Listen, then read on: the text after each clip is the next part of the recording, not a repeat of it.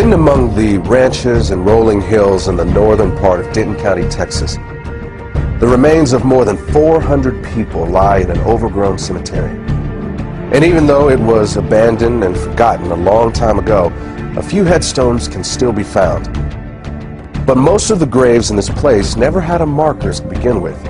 That's because the people who were buried in them were considered to be property, not much different than a horse or a mule. This is where slaves were buried.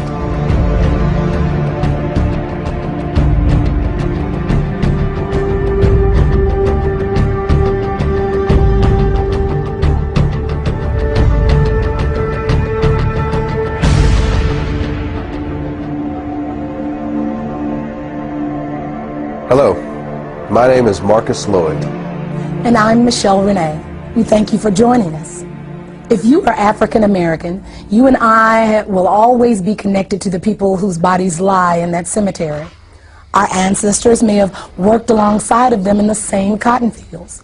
They could have been bought and sold at the same auction houses or had chains hammered around their necks by the same overseer.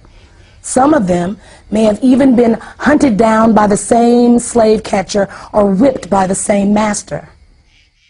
For almost 250 years, our people were held in bondage. And today, this period of history has come to be known by an ancient Swahili word.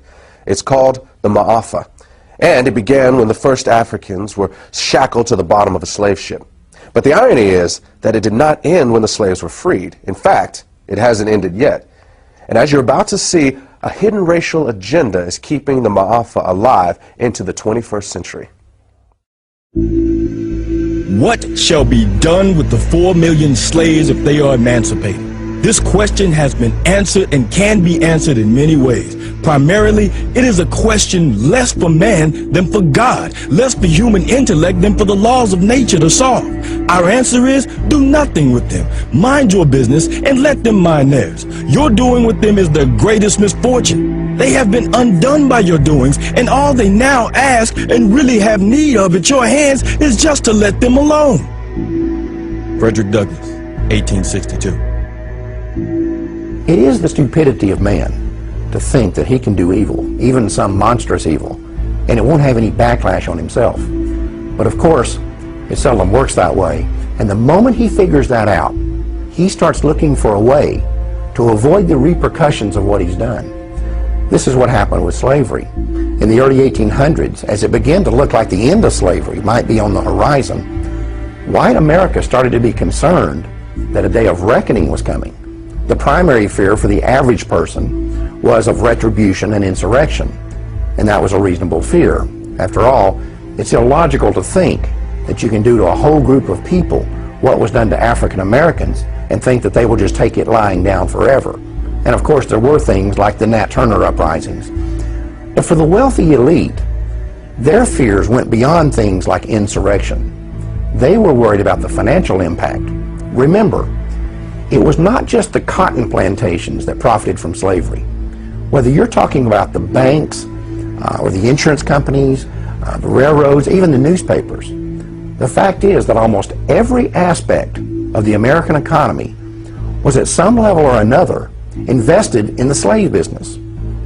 You also need to recognize that for the wealthy elitists who controlled this system, slaves were an asset as long as they were slaves.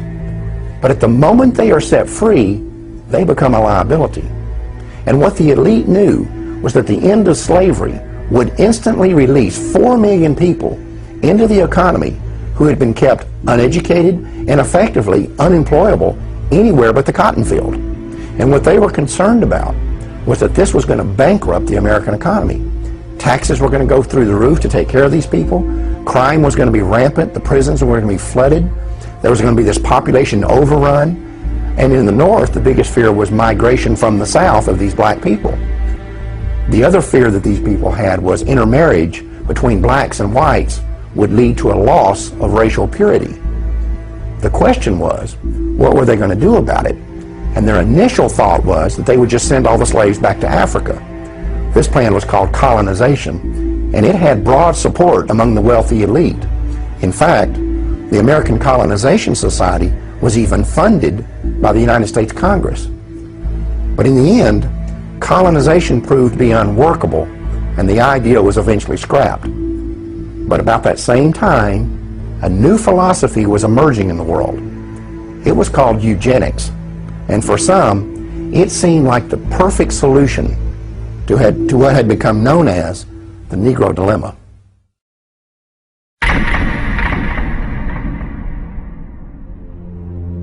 I do not join in the belief that the African is our equal in brain or in heart.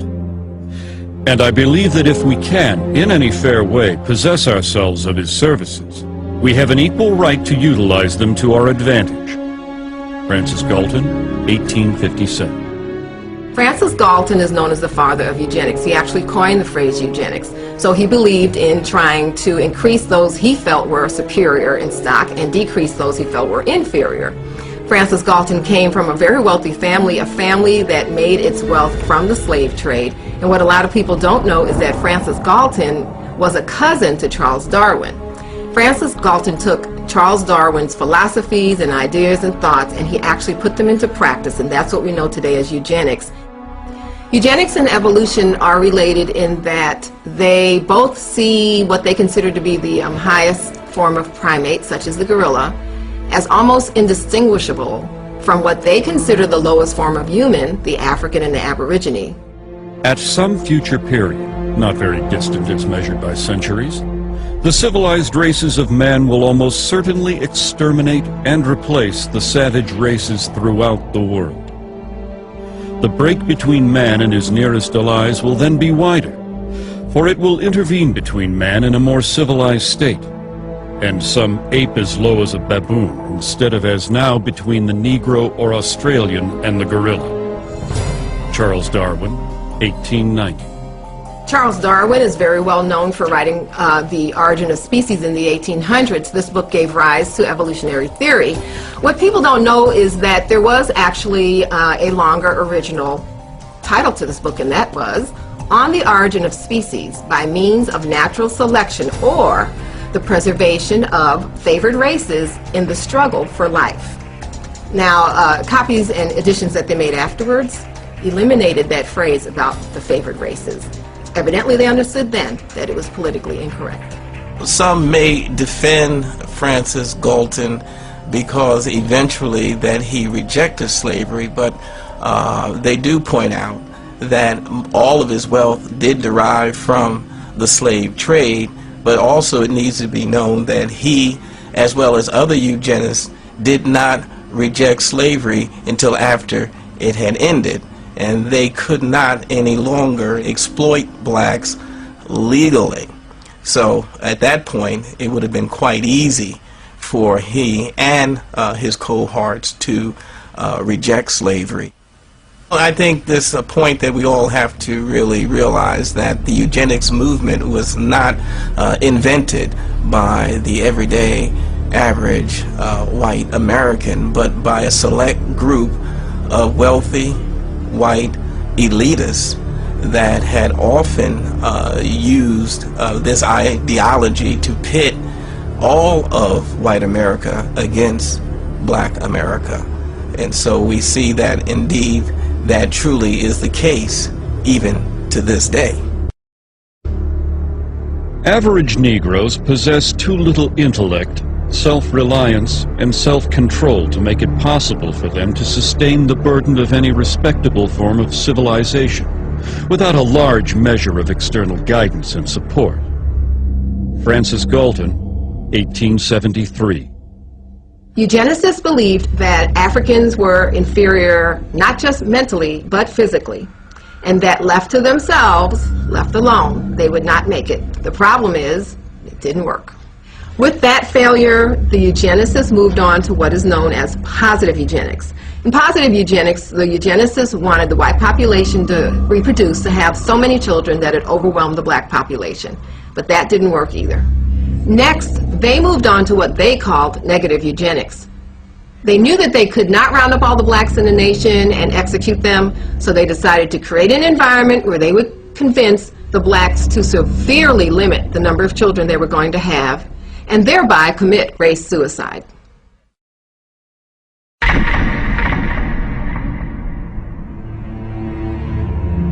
The problem of the socially fit must be treated not as one of color, but as a problem of the spread of feeble-mindedness.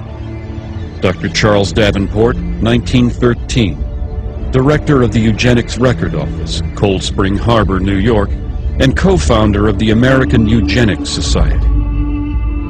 Eugenics realized that they could not promote their agenda simply because they knew it would be viewed as politically incorrect and socially unacceptable. So what they did was use code words that were once successful in slavery, terms such as feeble-minded, unfit, words such as imbecile, immoral, criminal.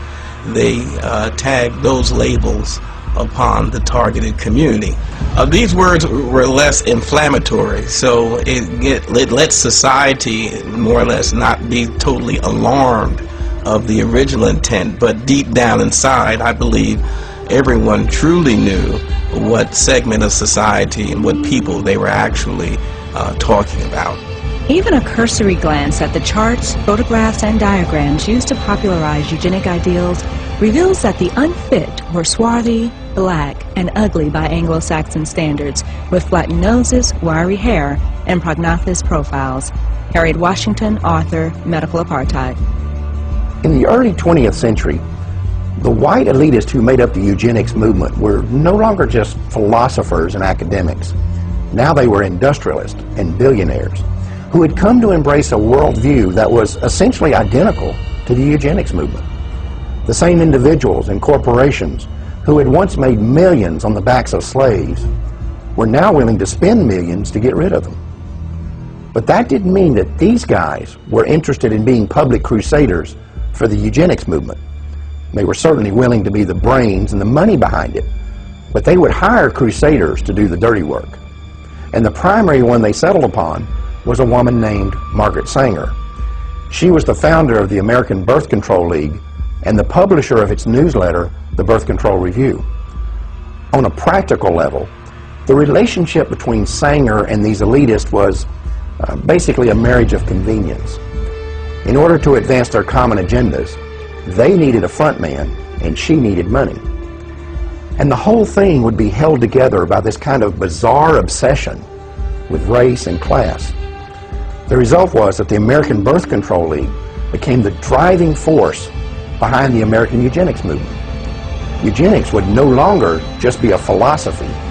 Sanger and others like her were going to put it into practice. We are paying for and even submitting to the dictates of an ever-increasing, unceasingly spawning class of human beings who never should have been born at all. Margaret Sanger, 1922. The laws of nature require the obliteration of the unfit, and human life is valuable only when it is of use to the community or race. Madison Grant, 1916, co-founder, American Eugenics Society. The black man has never been a competitor, but has always been subservient to the white race. And just so long as he remains subservient, his position is secure. And just so soon as he becomes a competitor, his fate is sealed. Dr. Benjamin Hayes, eugenicist, 1905. The American Birth Control League was wise enough to get their program of population control across by using what had worked in the past, the same code words that had established the institution of slavery and that was also used by the early eugenics movement was once again used by the American Birth Control League.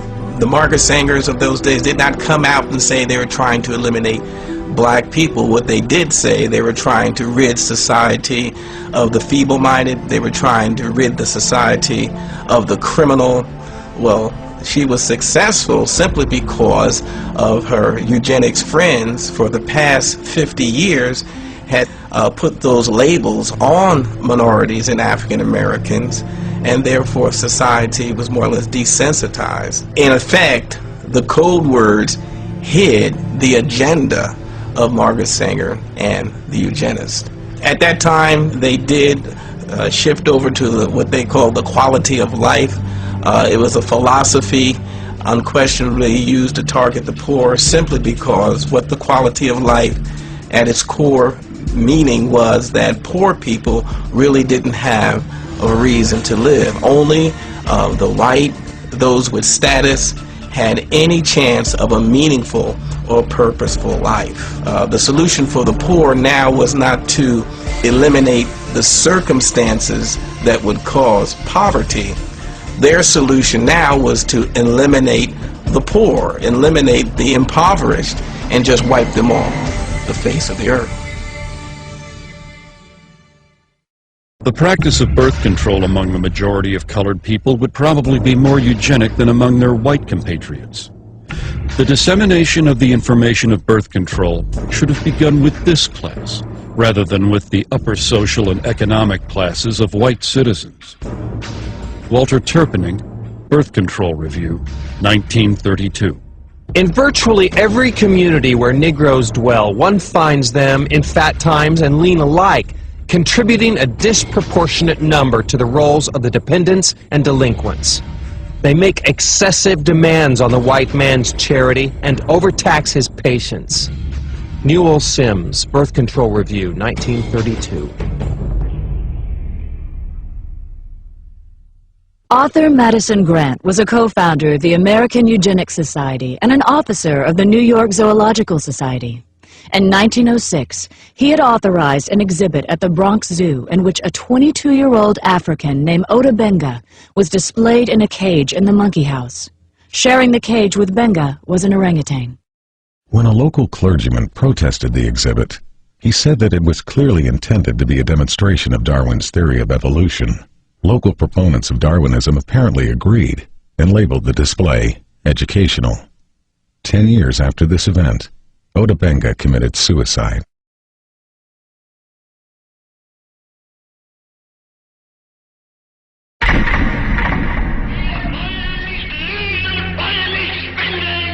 During Hitler's regime, the Germans were supplied with elaborate charts and complicated theses supposedly proving the superiority of the German people. It is interesting to note that at the bottom of these charts were the colored people of the world, most conspicuously, the black people.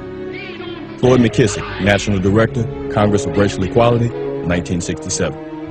An often overlooked fact about the German Holocaust is that the Nazis did not simply target the Jewish population. They went after the black community as well. Under the threat of being sent to concentration camps if they did not cooperate, Afro-German citizens were not only forced to undergo sterilization themselves, they were also required to turn over their children for sterilization. In his book Mein Kampf, Adolf Hitler explained the motivation behind such programs. The Jews were responsible for bringing Negroes into the Rhineland. It suits the purpose of the cool, calculating Jew who would use this means of introducing a process of bastardization in the very center of the European continent, and, by infecting the white race with the blood of an inferior stock, would destroy the foundations of its independent existence. Adolf Hitler, Mein Kampf. The Nazi attitude toward blacks was clearly defined in a 1944 book by Robert Ley, who was the head of the German Labor Front. Ley characterized the Jewish race as a disease-riddled parasite that had been created by unnatural inbreeding between white men and the racially inferior Negro. He described the result as a racial swamp that would eventually destroy the natural superiority of the Aryan race. Another Nazi publication described blacks as African brutes who had not been tamed even by centuries of slavery. It went on to say that any effort to assimilate people of African descent into civilized society was a waste of time, and that the lynchings of blacks in America did not merit any regret. Since World War II, it has been well documented that Adolf Hitler was profoundly influenced by the American eugenics movement, and that many of his government's racial policies were actually developed from the writings of American eugenicists, like Madison Grant and Harry Laughlin. In fact, Hitler referred to Grant's book, The Passing of the Great Race, as his Bible. Meanwhile, American eugenicists were routinely praising Hitler and holding up the Nazi eugenics program as a model for the United States to copy. The leader of the German nation, Adolf Hitler, has been able to construct a comprehensive racial policy of population development and improvement. The difference between the Jew and the Aryan is as unsurmountable as that between black and white. Germany has set a pattern which other nations must follow. Dr. Clarence Gordon Campbell, 1935, President, Eugenics Research Association, New York. Among those American eugenicists who most strongly supported the Nazis was a member of the American Eugenics Society, a director of the American Birth Control League, and a writer for the Birth Control Review. His name was Lothrop Stoddard. As an avowed racist, Stoddard was the author of a book called The Rising Tide of Color Against White World Supremacy, which was widely promoted by the Ku Klux Klan. In another book, The Dragon and the Cross, Stoddard was identified as the exalted Cyclops of the Massachusetts chapter of the Klan. Non-white races must be excluded from America. The red and black races, if left to themselves, revert to a savage or semi-savage state in a short time. Lothrop Stoddard, Director, American Birth Control League. On the 19th of December, 1939, during a 4-month stay in Germany, Stoddard was given a personal meeting with both Adolf Hitler and the man who would eventually be in charge of the Nazi Holocaust, SS leader Heinrich Himmler. Later, when a course on race was introduced at Halle University in Germany, its instructor stated that it would be modeled on the philosophies of American eugenicists, including Lothrop Stoddard. Eventually, Stoddard's racial views would even be featured in Nazi school textbooks. The white race divides into 3 main subspecies: the Nordics, the Alpines, and the Mediterraneans. All 3 are good stocks, ranking in genetic worth well above the various colored races. Lothrop Stoddard, Director, American Birth Control League. To eliminate blacks from Germany, one of the people Hitler called on was a eugenicist who had once written that blacks are an inferior race of savages who should only be allowed to survive as long as they are of use to the Aryan race. His name was Eugen Fischer, and about 20 years earlier, he had been one of the leaders of a system of concentration camps in southwestern Africa, where blacks were rounded up to be executed, experimented on, or held as free labor. Under Hitler, Fischer would serve on committees that planned the sterilization of all blacks in countries that came under German control. He would also be one of the first Nazi scientists to become publicly affiliated with the Carnegie-funded eugenics laboratory in Cold Spring Harbor, New York. Eventually, Fischer would also be put in charge of the Kaiser Wilhelm Institute, which was funded by the Rockefeller Foundation. It was here that many of the Nazi programs for creating racial purity were developed.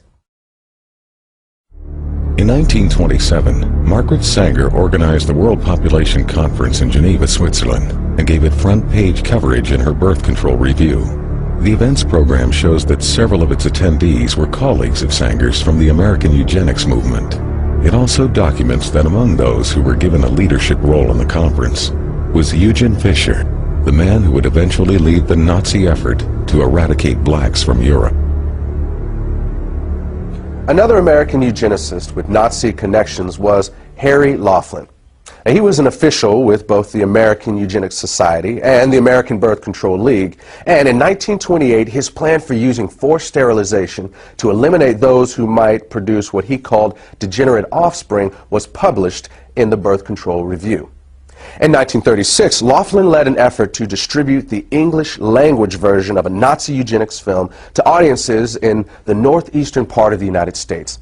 He had acquired the rights to the film from the Race Policy Office of the Nazi Party and, with the help of 2 other American eugenics organizations, had mailed literature to biology teachers at 3,000 U.S. high schools, urging them to show it in their classrooms.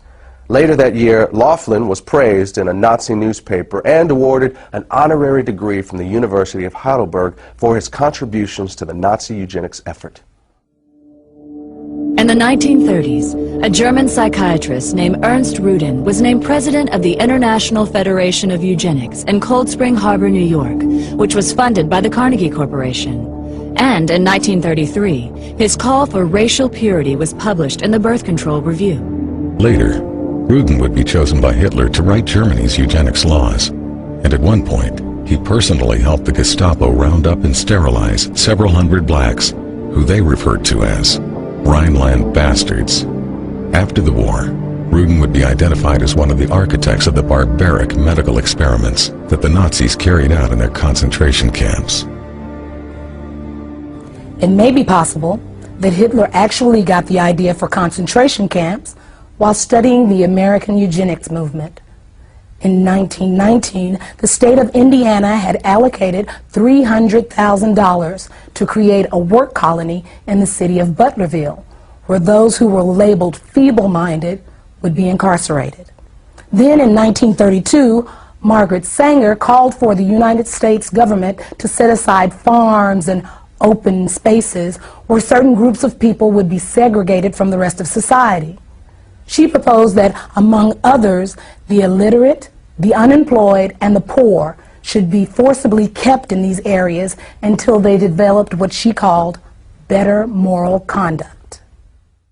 It was later discovered that under the Indiana program, the state was allowed to label someone feeble-minded if they were poor or did not do well in school, or if the state considered them to be shiftless or have insufficient moral judgment. But it's important to understand that this Indiana campaign was not unlike those in other states. For example, a eugenics project conducted in Massachusetts during the late 1920s proposed sterilization for young girls who were diagnosed as defective, which could include being unwed and pregnant, financially poor, or if the state labeled them socially undesirable. In addition, boys as young as 14 could be castrated for showing signs of kleptomania or for exhibiting what was described as solitary behavior. In a single incident during 1935, the Nazis sterilized the children of over 600 German women because it was reported that those children had been fathered by black men. When news of this reached the United States, a member of the American Eugenics Society named Walter Ashby Plecker wrote a letter to the German Bureau of Human Betterment and Eugenics, praising them for the action and expressing his hope that not one child had been missed. 10 years earlier, Plecker had written that the black population was the greatest problem and most destructive force which confronts the white race and American civilization.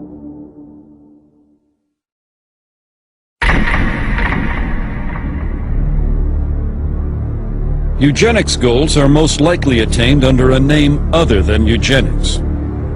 Frederick Osborne, president and founding member of the American Eugenics Society.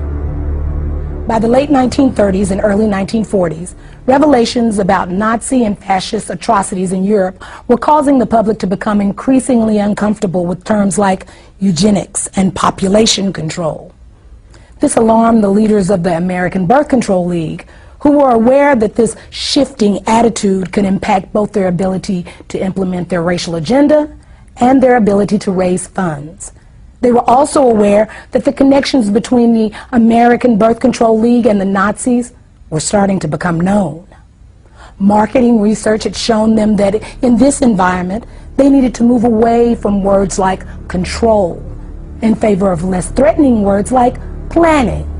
So in 1942, they changed the name of the organization. From then on, the American Birth Control League would officially be known as Planned Parenthood. The important thing to understand here is that this name change did not change the organization's agenda. The same people were still in control, they were still obsessed with race, and they were still dedicated to eugenics.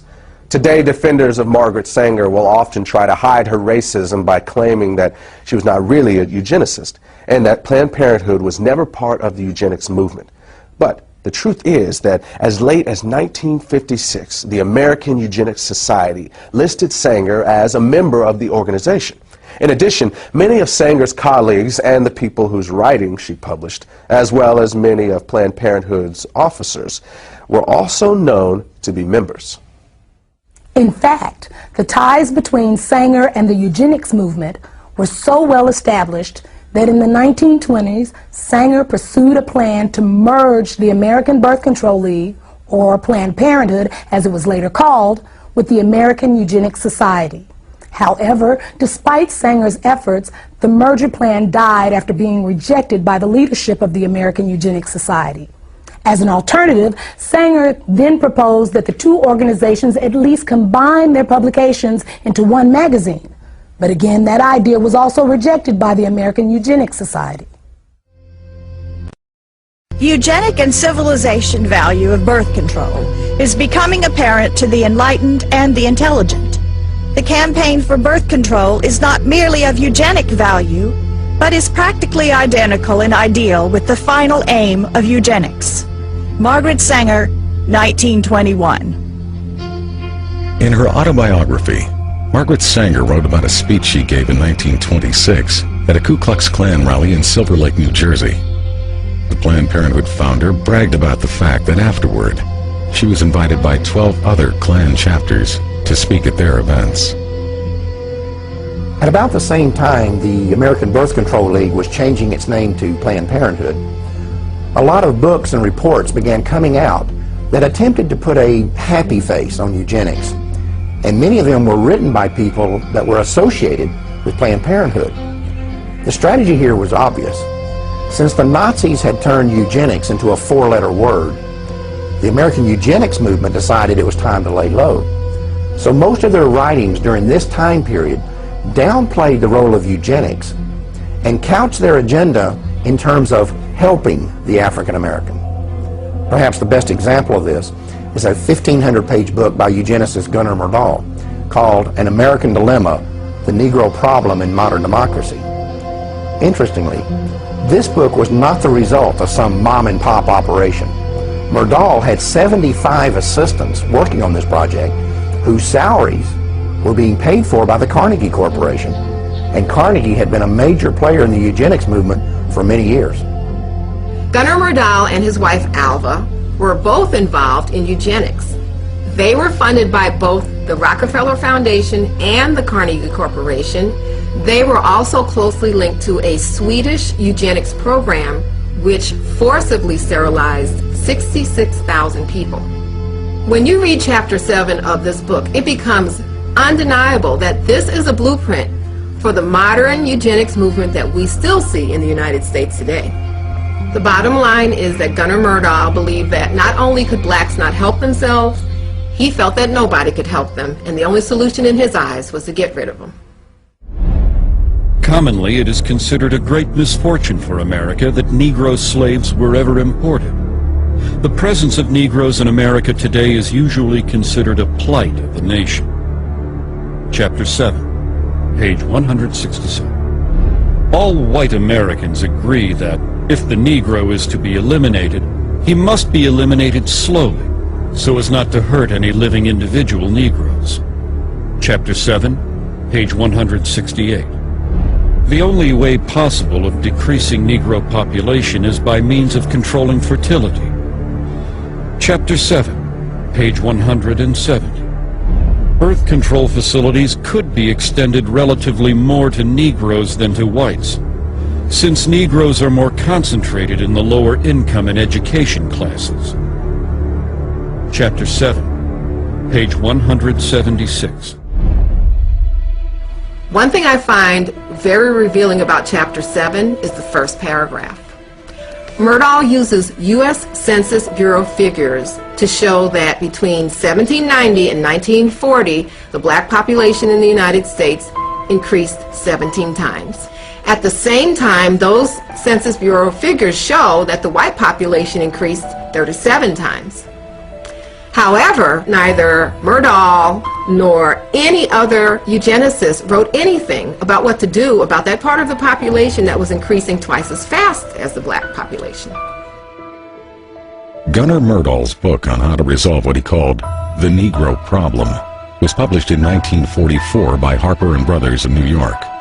4 years earlier, the same company, which is today known as HarperCollins, had also published a book by one of the founding members of the American Eugenics Society.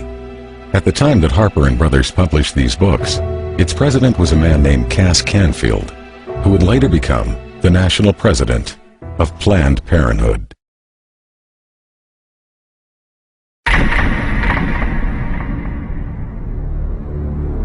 We hope that the restraint of population growth can come about through voluntary means. But if it does not, involuntary methods will be used. Dr. Donald Minkler, 1972. Donald Minkler was the president of the American Association of Planned Parenthood Physicians and a member of the board of directors of Planned Parenthood Federation of America. Like many of those in the eugenics movement, he understood that their plans would not always be voluntarily adopted, and that the use of governmental coercion or even force might one day be necessary. The idea of forced eugenics was not something that suddenly developed in the 1970s. In a 1929 speech, American eugenicist Samuel Holmes had proposed that mandatory birth control should be used as a tool to eliminate what he called the menace to the white race that had been created by increases in black population. His solution was to have a quota system in which the right to have a child would be controlled by the government and determined by race.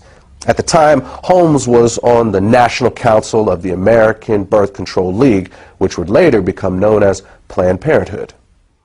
Then, in 1936, eugenicist Julian Huxley proposed that the genetically inferior classes could be made to have fewer children if they were denied easy access to welfare. Another part of this proposal was that medical care to these same people should be restricted in order to reduce the survival rates of the children they did have. He also called for the forced sterilization of anyone who was unemployed beyond a certain length of time. Huxley was later honored by Planned Parenthood and was a featured speaker at one of their annual conventions. The reality is that the views of people like Samuel Holmes and Julian Huxley were never uncommon within the American eugenics community. In 1969, a professor at the University of California, Dr. Garrett Hardin, called it insanity to rely on voluntarism to control population. Hardin was a member of the American Eugenics Society and an outspoken advocate of government-enforced birth control, saying that citizens should be willing to give up their right to breed for the betterment of society. In 1980, he was given Planned Parenthood's highest national award. He and his wife would later kill themselves in a joint suicide pact.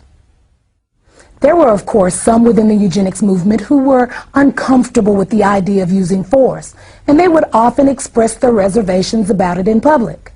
But when pressed, virtually none of them would rule it out, including Planned Parenthood founder Margaret Sanger. I consider that the world and almost our civilization for the next 25 years is going to depend upon a simple, cheap, safe contraceptive to be used in poverty-stricken slums, jungles, and among the most ignorant people. Even this will not be sufficient, because I believe that now, immediately, there should be national sterilization for certain dysgenic types of our population who are being encouraged to breed and would die out were the government not feeding them. Margaret Sanger, 1950. This was written by Sanger in a personal letter to Catherine Dexter McCormick. McCormick was an heir to the international harvester fortune and would later use part of her immense wealth to fund the development of the birth control pill. In 1966, an example of the coercive power of state eugenics laws was seen in Maryland when 3 young mothers applied for welfare benefits. All 3 were arrested for child neglect, even though the authorities never claimed to have any evidence of abuse or neglect. Instead, the women were held under a state law which stated that simply being unmarried and pregnant was child neglect. The judge in this case warned the women that if they ever became pregnant again, the state would take custody of all their children. Officials in Prince George's County, where the arrest took place, stated that welfare recipients could avoid being prosecuted under this law by submitting to state-sponsored birth control education.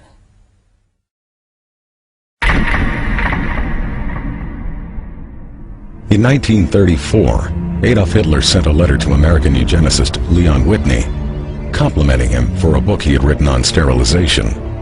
Whitney was the former executive secretary of the American Eugenics Society and a colleague of Margaret Sanger's. Sanger also published his writings in the Birth Control Review. In the book that Hitler was praising, Whitney had written that America could eliminate what he called the slum elements of society by sterilizing the lowest 25% of its population. He claimed this was necessary because such people are too stupid to understand or practice even simple methods of contraception.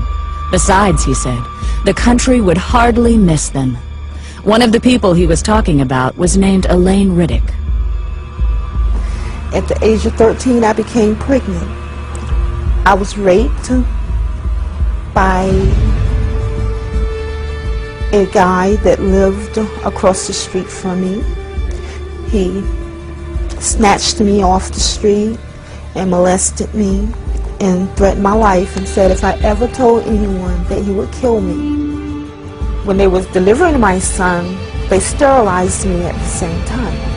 They had approached my grandmother and said that if she wanted to continue to receive supplement, welfare and food stamps, or at this time they was giving out these surplus foods, canned cheese, I think it was, powdered eggs, and said that if she did not sign the X, that they were going to stop her supplements.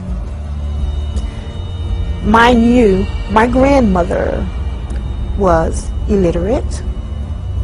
She had never ever gone to school. She didn't understand what it was. So she signed the acts and they did this to me. I did not find out that they had sterilized me until I was 19 years old. I asked the state of North Carolina why they did this to me, and they said that because I was feeble-minded, that I would not be able to take care of myself, I would not be able to tie my shoes, that I was just incompetent. The state of North Carolina also said that I had never performed, at the age of 13, I had never performed a day's work in my life. They couldn't get me to do anything. But at the age of 13, I mean, should I not have been in school? They were saying that feeble-mindedness is hereditary. So they sterilized me so I would not produce my kind. Mind you, I am not illiterate, nor am I feeble-minded. I never went into high school, but yet I still acquired a college degree. They also justified that my child or my children would be feeble-minded. My son is the president of his own semiconductor company. He has his own construction company. And he has his own real estate company. I mean, how can you think that your government allowed or allowing these things to happen to a person, a life? You can't say nothing, you have no rights. To me, they took away all of my rights. They sterilized kids from my understanding and my knowledge as young as 8 years of age. I don't know what an 8-year-old can do that could cause them to do this to them. The only reason I can give myself is that because they're black. In 1961, social worker Sue Casebolt had been installed as the executive secretary of the North Carolina Eugenics Board. At a board meeting held 3 weeks later, she stated that she was going to keep a file on every child whose name reached her desk so that they could be picked up as soon as they reached childbearing age. Casebolt was still on the board in 1968 when it approved the sterilization of 14-year-old Elaine Riddick. It is better for all the world if instead of waiting to execute degenerate offspring for crime or to let them starve for their imbecility, Society can prevent those who are manifestly unfit from continuing their kind. 3 generations of imbeciles are enough. Oliver Wendell Holmes, U.S. Supreme Court Justice, 1927. Holmes made this statement in his ruling on the constitutionality of Virginia's forced sterilization law. It mirrored the views of President Theodore Roosevelt, who had originally appointed Holmes to the Supreme Court. In a 1913 letter to American Eugenics Society founder Charles Davenport, Roosevelt had stated that the country had no business allowing citizens of the wrong type to reproduce. In 1907, Indiana had become the first of more than 30 states to pass sterilization laws, and some of those laws stayed on the books well into the 1970s. In fact, the state of Oregon did its last sterilization in 1981 and did not abolish its eugenics board until October of 1983. Some states practice sterilization without ever creating an official eugenics board. In those instances, few if any records were kept, and in the states that did keep records, many have never been made available to the public. But in just those states that have released their records, it is known that at least 60,000 Americans were sterilized, and they were disproportionately black. In addition, during a 1973 lawsuit, a federal judge estimated that as many as 150,000 additional low-income women may have been sterilized under federal programs alone. These sterilizations were often performed without the patient's knowledge or consent, and sometimes against their will. It was also common for social workers to tell welfare recipients that they would lose their benefits if they did not agree to be sterilized. In some cases, poor families were even threatened with the loss of welfare unless they brought their children in for sterilization.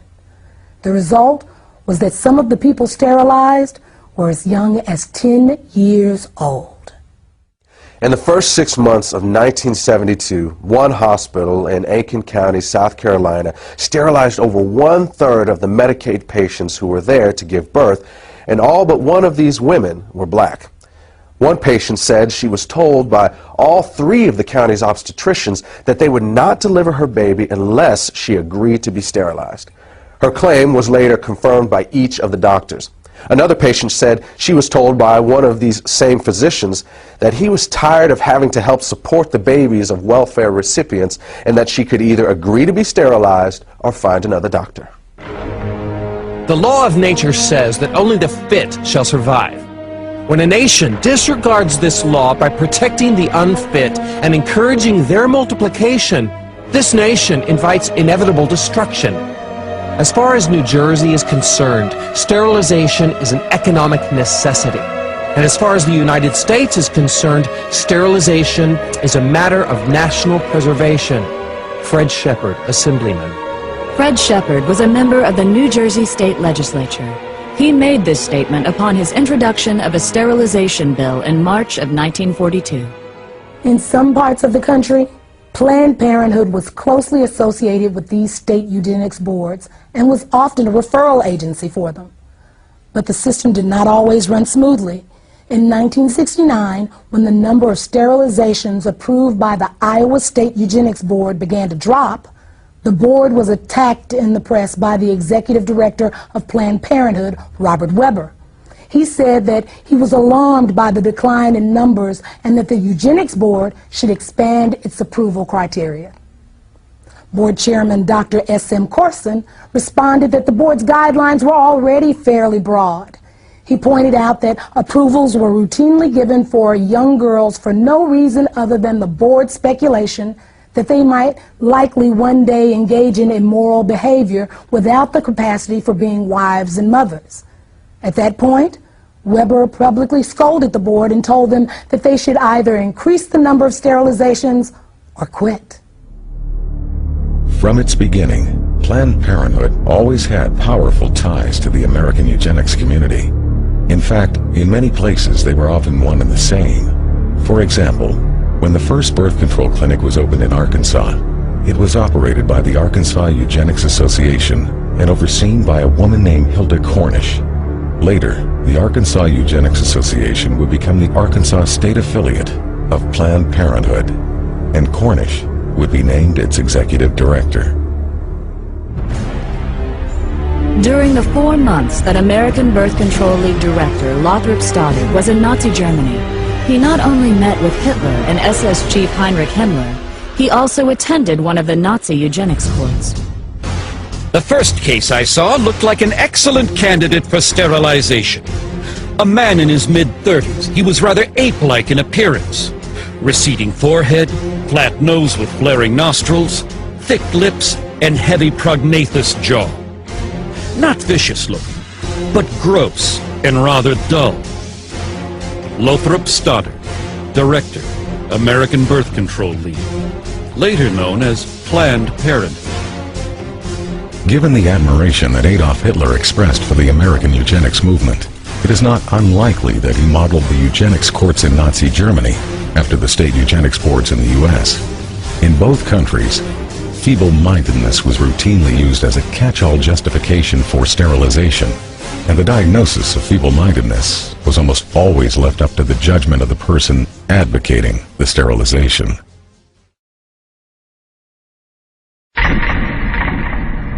First, the white man tells me to sit in the back of the bus. Now it looks like he wants me to sleep under the bed. Back in the days of slavery, black folks couldn't grow kids fast enough for white folks to harvest. Now that we got a little taste of power, white folks wants to call a moratorium on having babies. Comedian Dick Gregory, Ebony Magazine, 1971. By the 1960s, the American eugenics movement had been reasonably successful in getting sterilization laws and prohibitions against interracial marriage passed. They also had some success in getting states to mandate sterilization for those convicted of even non-sexual crimes, and some states began to require sterilization as a condition for receiving welfare or health care.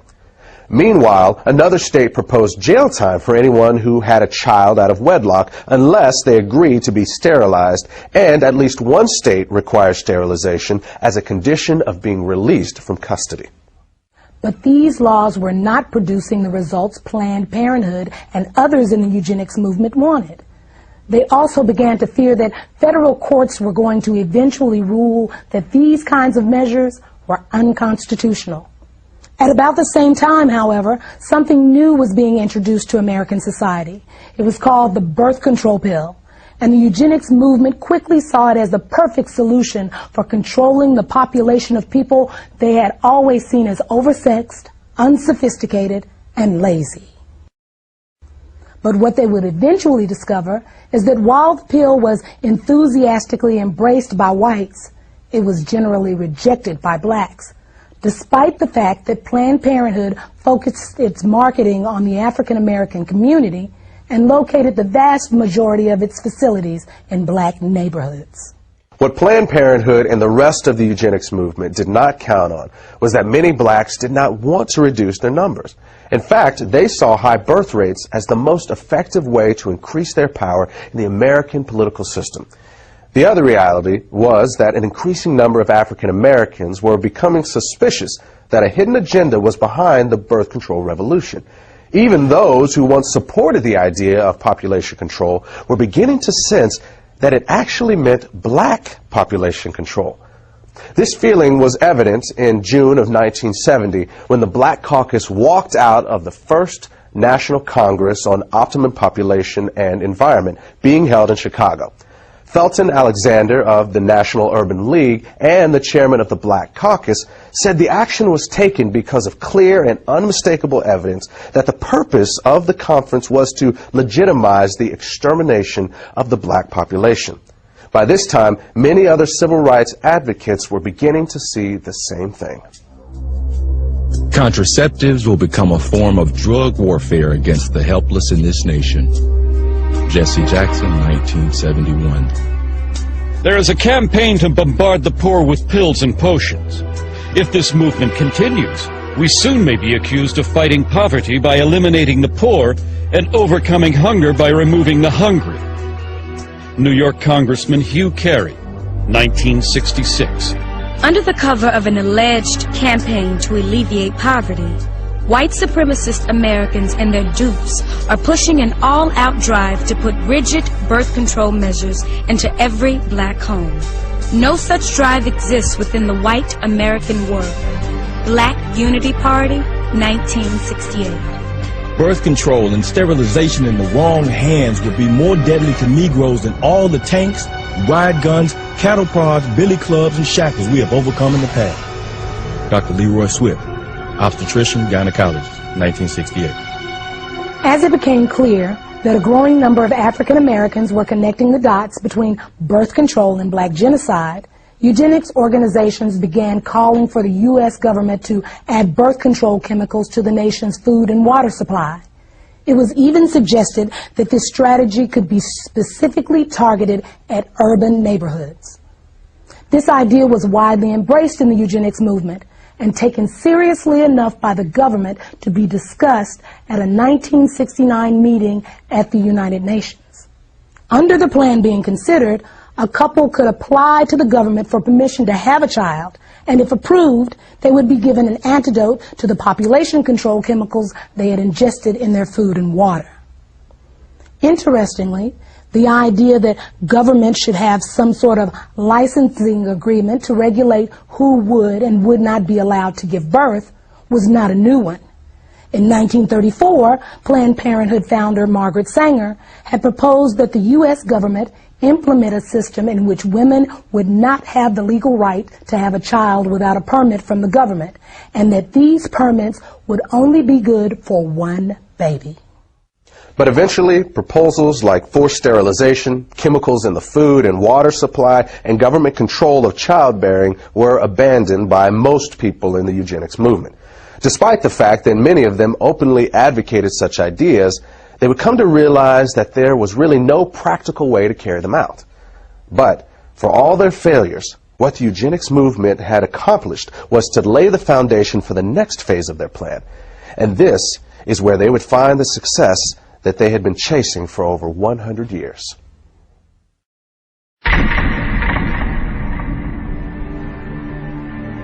What would you say is now the #1 cause of death in the African American community? Heart disease. Oh, HIV/AIDS. Diabetes, cancer, AIDS. I'll say heart disease. AIDS. From what I heard, it's probably AIDS, you know. Probably heart disease. I think heart disease. HIV.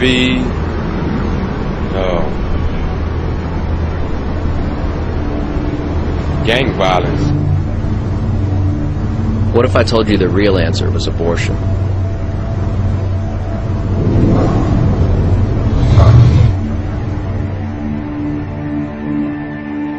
Since 1973, legal abortion has killed more African Americans than AIDS, cancer, diabetes, heart disease, and violent crime combined. Every week, more blacks die in American abortion clinics than were killed in the entire Vietnam War. And the largest chain of abortion clinics in the United States is operated by Planned Parenthood.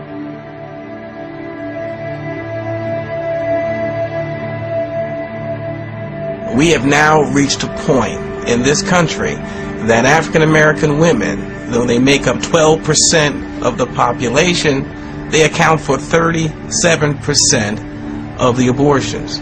An African American baby is almost 5 times more likely to be aborted than a white child. The abortion industry at this point kills as many African American people every 4 days as the Klan killed in 150 years.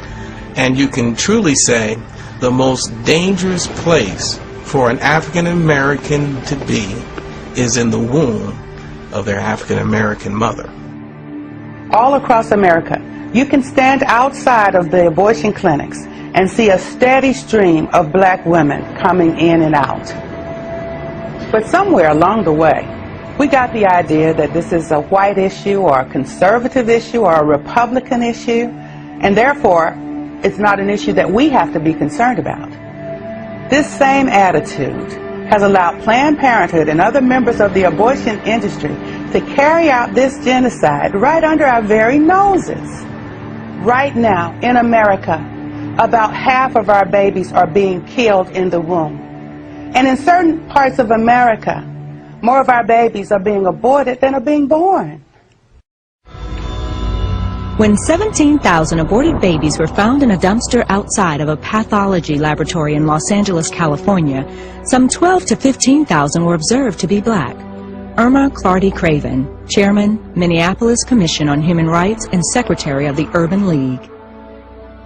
To understand what the agenda was behind the legalization of abortion, all you need to do is look at the statistics from the U.S. government. Studies from the CDC show that prior to the legalization of abortion, approximately 80% of all illegal abortions were done on white women. One study in New York even found that white women had 5 times as many abortions as black women. But at the moment abortion became legal, that began to reverse.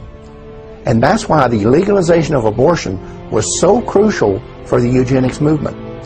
Legalization created the ability to market abortion in the black community. And from a eugenics standpoint, that changed everything. These people cannot have it both ways. First, they say that birth control will reduce the number of abortions. Then they flood our neighborhoods with birth control clinics. And what's the result? Our abortion rate skyrockets. So either they lied about the fact that birth control would reduce abortions in our neighborhoods, or this is the results and the purpose they wanted from the beginning.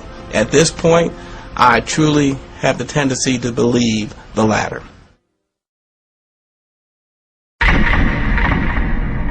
It is interesting how everyone assumes that the pro-life movement in America began in 1973 with Roe versus Wade. But we who were around during the civil rights movement and struggle of the 1960s, we know that the first anti-abortion groups were organizations like the Black Panthers, the Nation of Islam, and other community organizations. These folks were speaking out against both birth control and abortion long before the contemporary pro-life groups of today existed.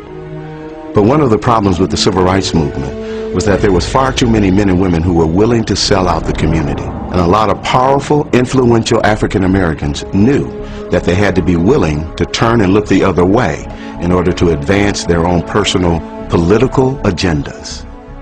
In 1972, those members of the Congressional Black Caucus, such as Charles Diggs, did not trust the abortion industry or those who were espousing population control or family health, and they were suspicious of them. But when the money began to flow, just as it was with Jesse Jackson, when he found out that indeed he could get funding and monies to run for presidents from these people, he flip-flopped in his position, because he once said abortion is black genocide. What happens to a mind of a person and the moral fabric of a nation that can abort a baby without a pang of conscience? Where will we be 20 years from today? But when Reverend Jesse Jackson realized he needed money to run for president, all of a sudden the most important civil rights issue is a woman's right to choose. In 1975, Jesse Jackson called for the ban of abortion through a constitutional amendment. And in an interview in Jet magazine, he referred to abortion as genocide. But Jesse Jackson, on the other hand, wanted to become president. And the Democratic Party at that time had sold out completely to Planned Parenthood and the eugenics crowd. And Jesse Jackson went along to get along. And don't ever think that he's the only one. The unfortunate thing we face, whether we're talking about individuals or organization, there's never been a shortage of black leaders who are willing to sell us down the river if it's enough money and political power in it for them. I've been grappling with the fact that the NAACP is in bed with the very organization that has brought black genocide to our community. Dr. Alveda King, the niece of Dr. Martin Luther King, has tried on at least 3 occasions to bring to this organization's attention the black genocidal plot of people like Margaret Sanger and Planned Parenthood to exterminate the black community. And the stonewalling has been astounding. Alveda King literally has gone to the street along with myself to say to the NAACP, please deal with this issue of black genocide. The NAACP has responded by hiding and trying to prevent their convention goers to hear about black genocide. They've even gone to the extent of using buses to block our demonstration about black genocide in front of Cobo Hall where their convention was going on. They have literally put black paper across their windows so that the convention goers at the NAACP convention could not see the demonstration going outside that included Alveda King. There is definitely a conspiratorial plot being hatched and has been hatched by the NAACP to keep from their people the fact that they are co-conspirators in the genocide of their own people. When you look at the number of African Americans who portrayed us over the years, it's not always clear whether they are uninformed or just out-and-out traitors. When we see pro-choice politicians defending abortion on television, do they really understand the implications of abortion and that it is certainly used for black genocide? Reverend Benjamin Hooks, one of the former presidents of the NAACP, once personally told me that the NAACP would not bring this subject to the floor because they believed it would tear up the NAACP. Even the media has conspired with the NAACP to keep this issue from the attention of the black community and the public at large.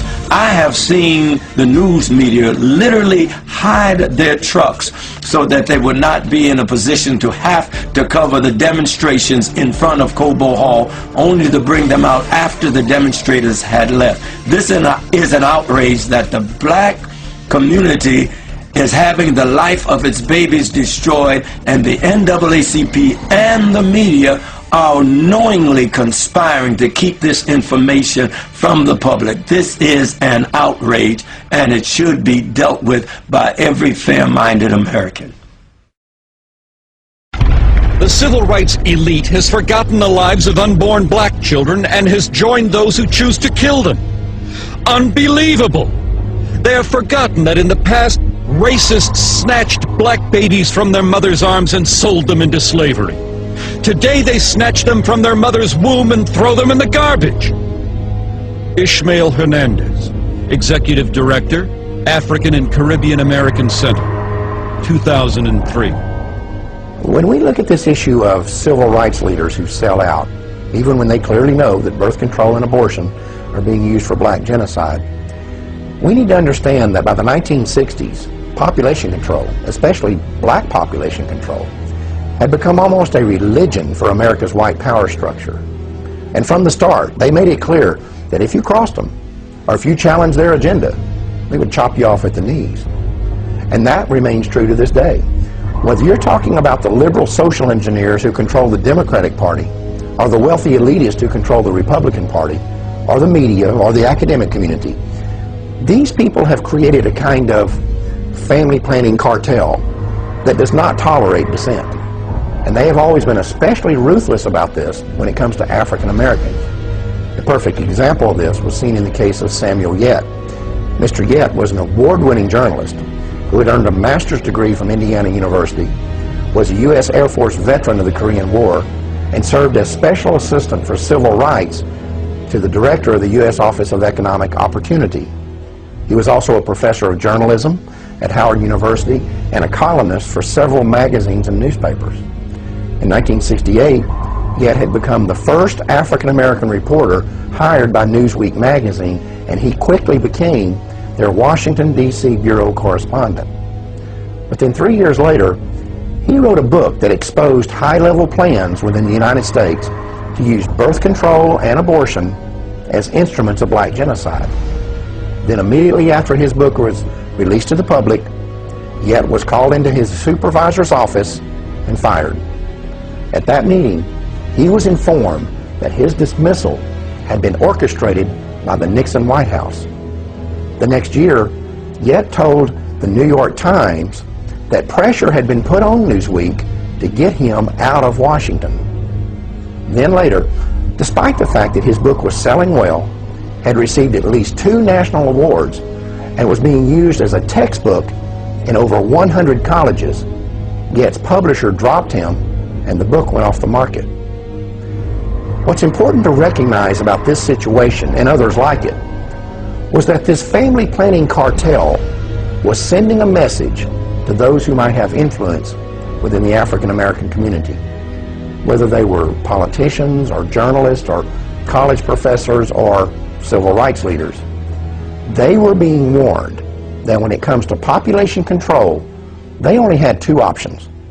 They could either get on board with it or they could keep their mouths shut. And when people like Samuel Yet told them what they could do with their two options, they paid a price that few others had the character or the courage to pay. The copyright to Samuel Yet's book was eventually given back to him. Then, in 1982, Yet used his own money to republish it. The foreword of that edition was written by a well-known civil rights activist and co-founder of both the Harlem Writers Guild and the National Cultural Committee of the NAACP.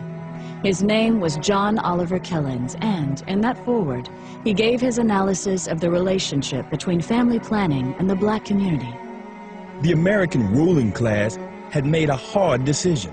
Americans of African descent would either accept the miserable lot or die. The venerable Saturday Evening Post issued what might be termed as a white paper, in which it warned black America that they had better understand and accept the fact that absolute freedom and equality were not part of the game plan for them, and that the consequence of non-acceptance would be wholesale genocide. John Oliver Killens, 1982. The minister's work is also important, and also he should be trained, perhaps by the Federation, as to our ideals and the goal that we hope to reach. We do not want word to go out that we want to exterminate the Negro population, and the minister is the man who can straighten out that idea if it ever occurs to any of their more rebellious members. In 1939, Margaret Sanger wrote that in a letter to fellow eugenicist Clarence Gamble regarding the American Birth Control League's Negro Project. Gamble was an heir to the Procter & Gamble fortune and a major financial backer of Sanger's. He also provided funding for other eugenics projects and even gave money directly to the North Carolina Eugenics Board that sterilized Elaine Riddick. In fact, in 1947, he called for the expansion of that state's sterilization program, saying that for every feeble-minded person sterilized, 40 more were polluting and degrading the bloodlines of future generations with their defective genes. Sanger's letter makes it clear that the eugenics movement understood they would need to neutralize the opposition they might get from the church. They also knew that this would be especially crucial within the African American community. Their strategy was to manipulate church leadership into selling the illusion that support for eugenics was not inconsistent with the Christian faith. To do this, they would often recruit pastors to be frontmen for eugenics policies and provide them with prepackaged sermons on eugenics. They also held contests in which awards would be given to the ministers who came up with the best pro-eugenics sermons on their own. This approach proved so effective that an almost identical strategy would be adopted by the American abortion lobby.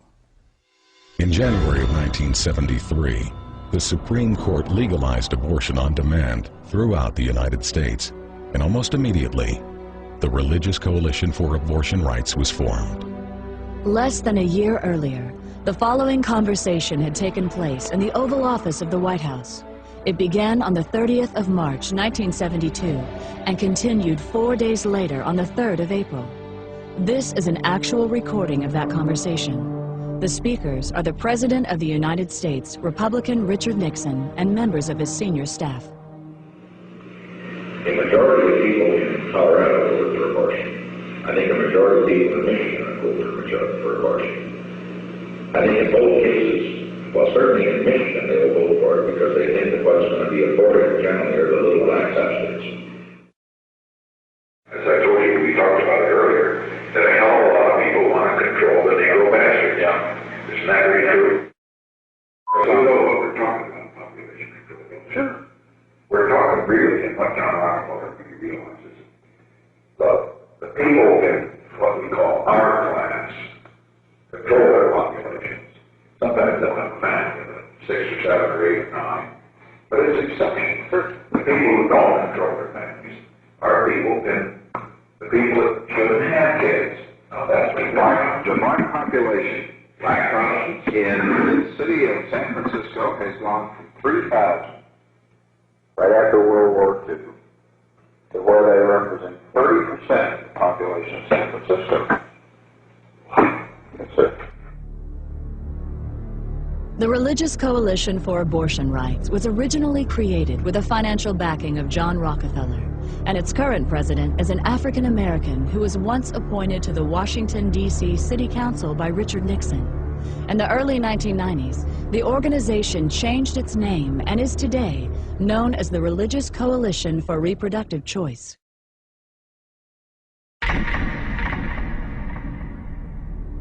In 1969, a meeting of the United Nations Educational, Scientific, and Cultural Organization, also known as UNESCO, proposed that an American Population Commission be created with a, quote, large budget for propaganda, unquote. 4 months later, Republican President Richard Nixon signed legislation establishing the Commission on Population Growth and the American Future. The bill authorizing this new initiative had been passed with overwhelming support from congressional Democrats and was chaired by John Rockefeller. The executive director of the project was to be Dr. Charles F. Westhoff, who was also a member of both the American Eugenics Society and Planned Parenthood's National Advisory Council. Another member of this new commission was Dr. Joseph Beasley. In the 1960s, Beasley oversaw an aggressive eugenics program that concentrated on black neighborhoods in New Orleans with the stated intention of lowering welfare costs. This project would eventually be described by Planned Parenthood President Alan Guttmacher as the #1 success story in the history of American birth control movement. It also led to Beasley being elected chairman of the board of Planned Parenthood in 1970.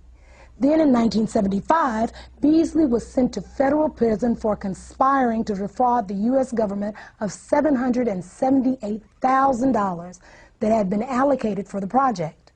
In court, a local black civil rights activist named Sherman Copeland testified that he took payoffs from Beasley for helping him to convince residents of the targeted neighborhoods that birth control was not black genocide.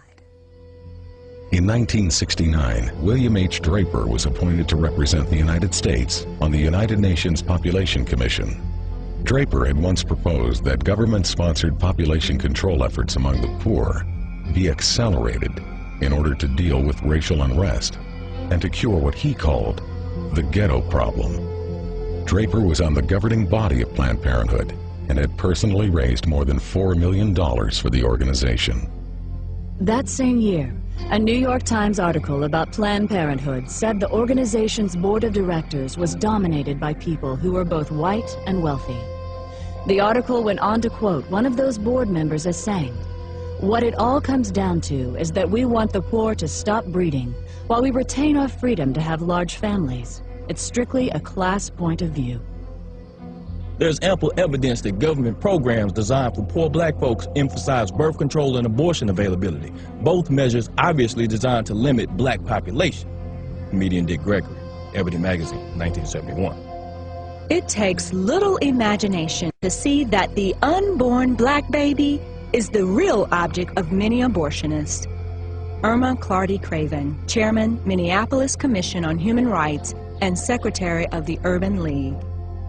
It was not until the mid-60s that blacks began to realize that what was called urban renewal was in fact what one black city planner labeled Negro removal. Roy Ennis, National Director of the Congress of Racial Equality, Ebony Magazine, 1974.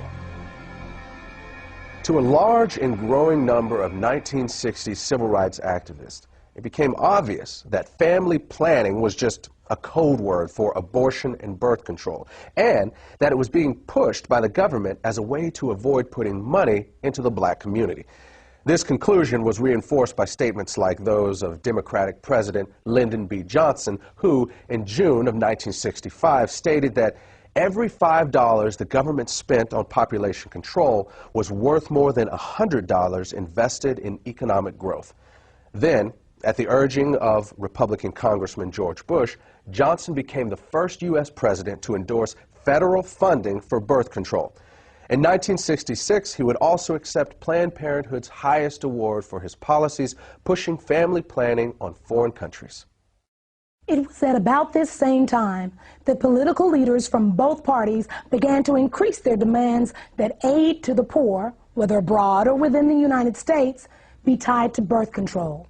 In 1965, former Republican President Dwight Eisenhower complained that the United States was spending money to slow the population growth of responsible families, while at the same time providing financial incentives for ignorant, feeble-minded, and lazy people to have more babies.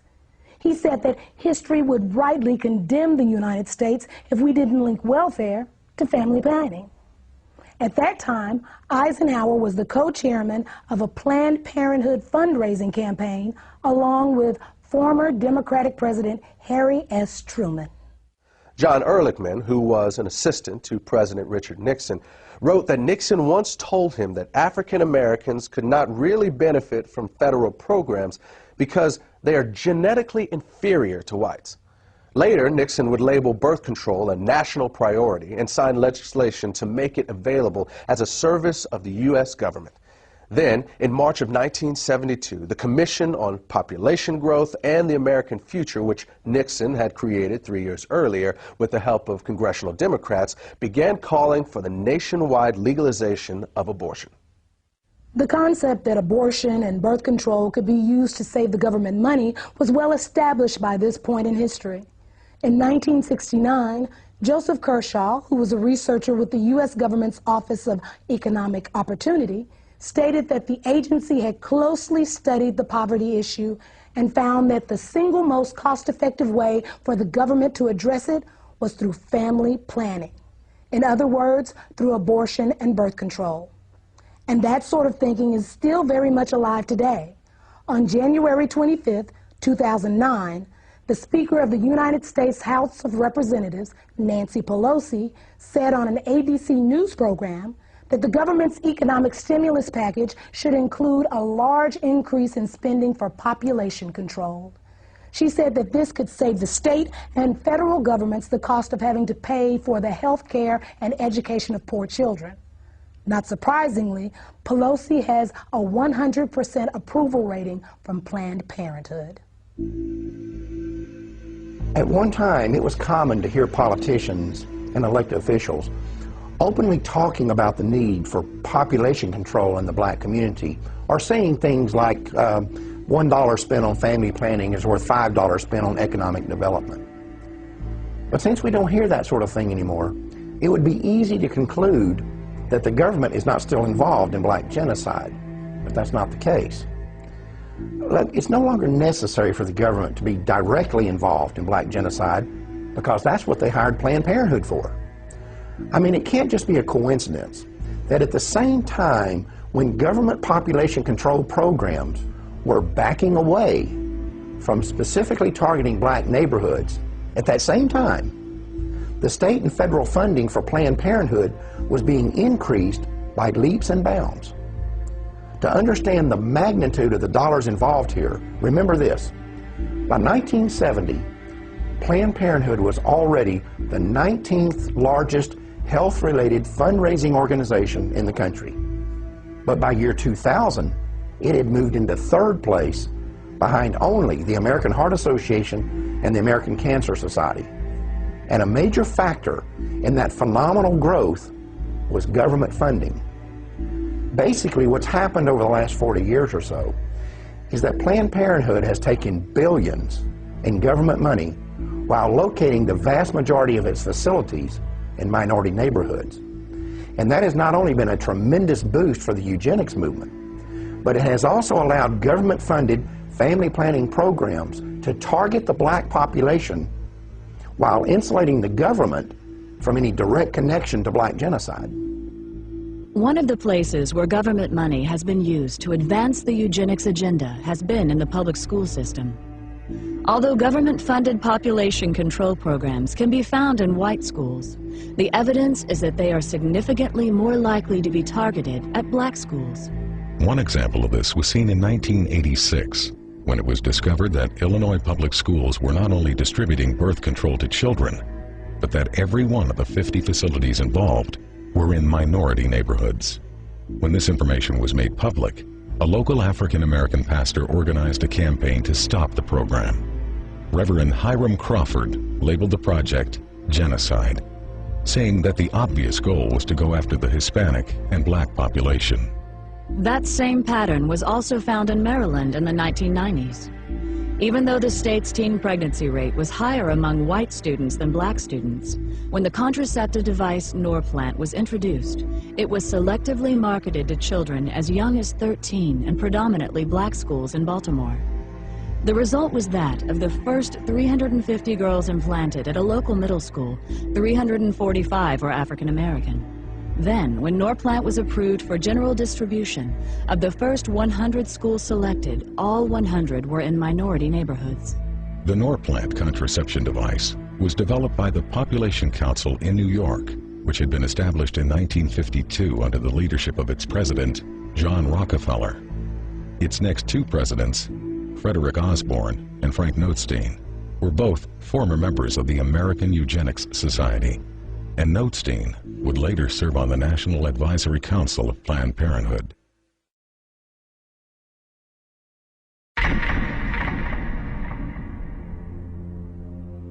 If you're going to curb population, it's extremely important not to have it done by the damn Yankees, but by the UN. Because the thing is, then it's not considered genocide. If the United States goes to the black man or the yellow man and says, slow down your reproductive rate, we're immediately suspected of having ulterior motives to keep the white man dominant in the world. If you can send in a colorful UN force, you've got much better leverage. Alan Guttmacher, president of Planned Parenthood and former vice president of the American Eugenics Society, 1970. 4 years after Guttmacher made that statement, America's National Security Council issued a report that was intended to define the United States government's official policy on controlling world population.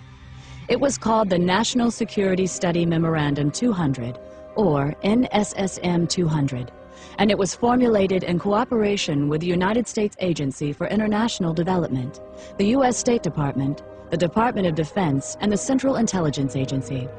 One of its goals was to establish a strategy for reducing the populations of third world countries so that the United States could have increased access to their natural resources, particularly minerals and metals.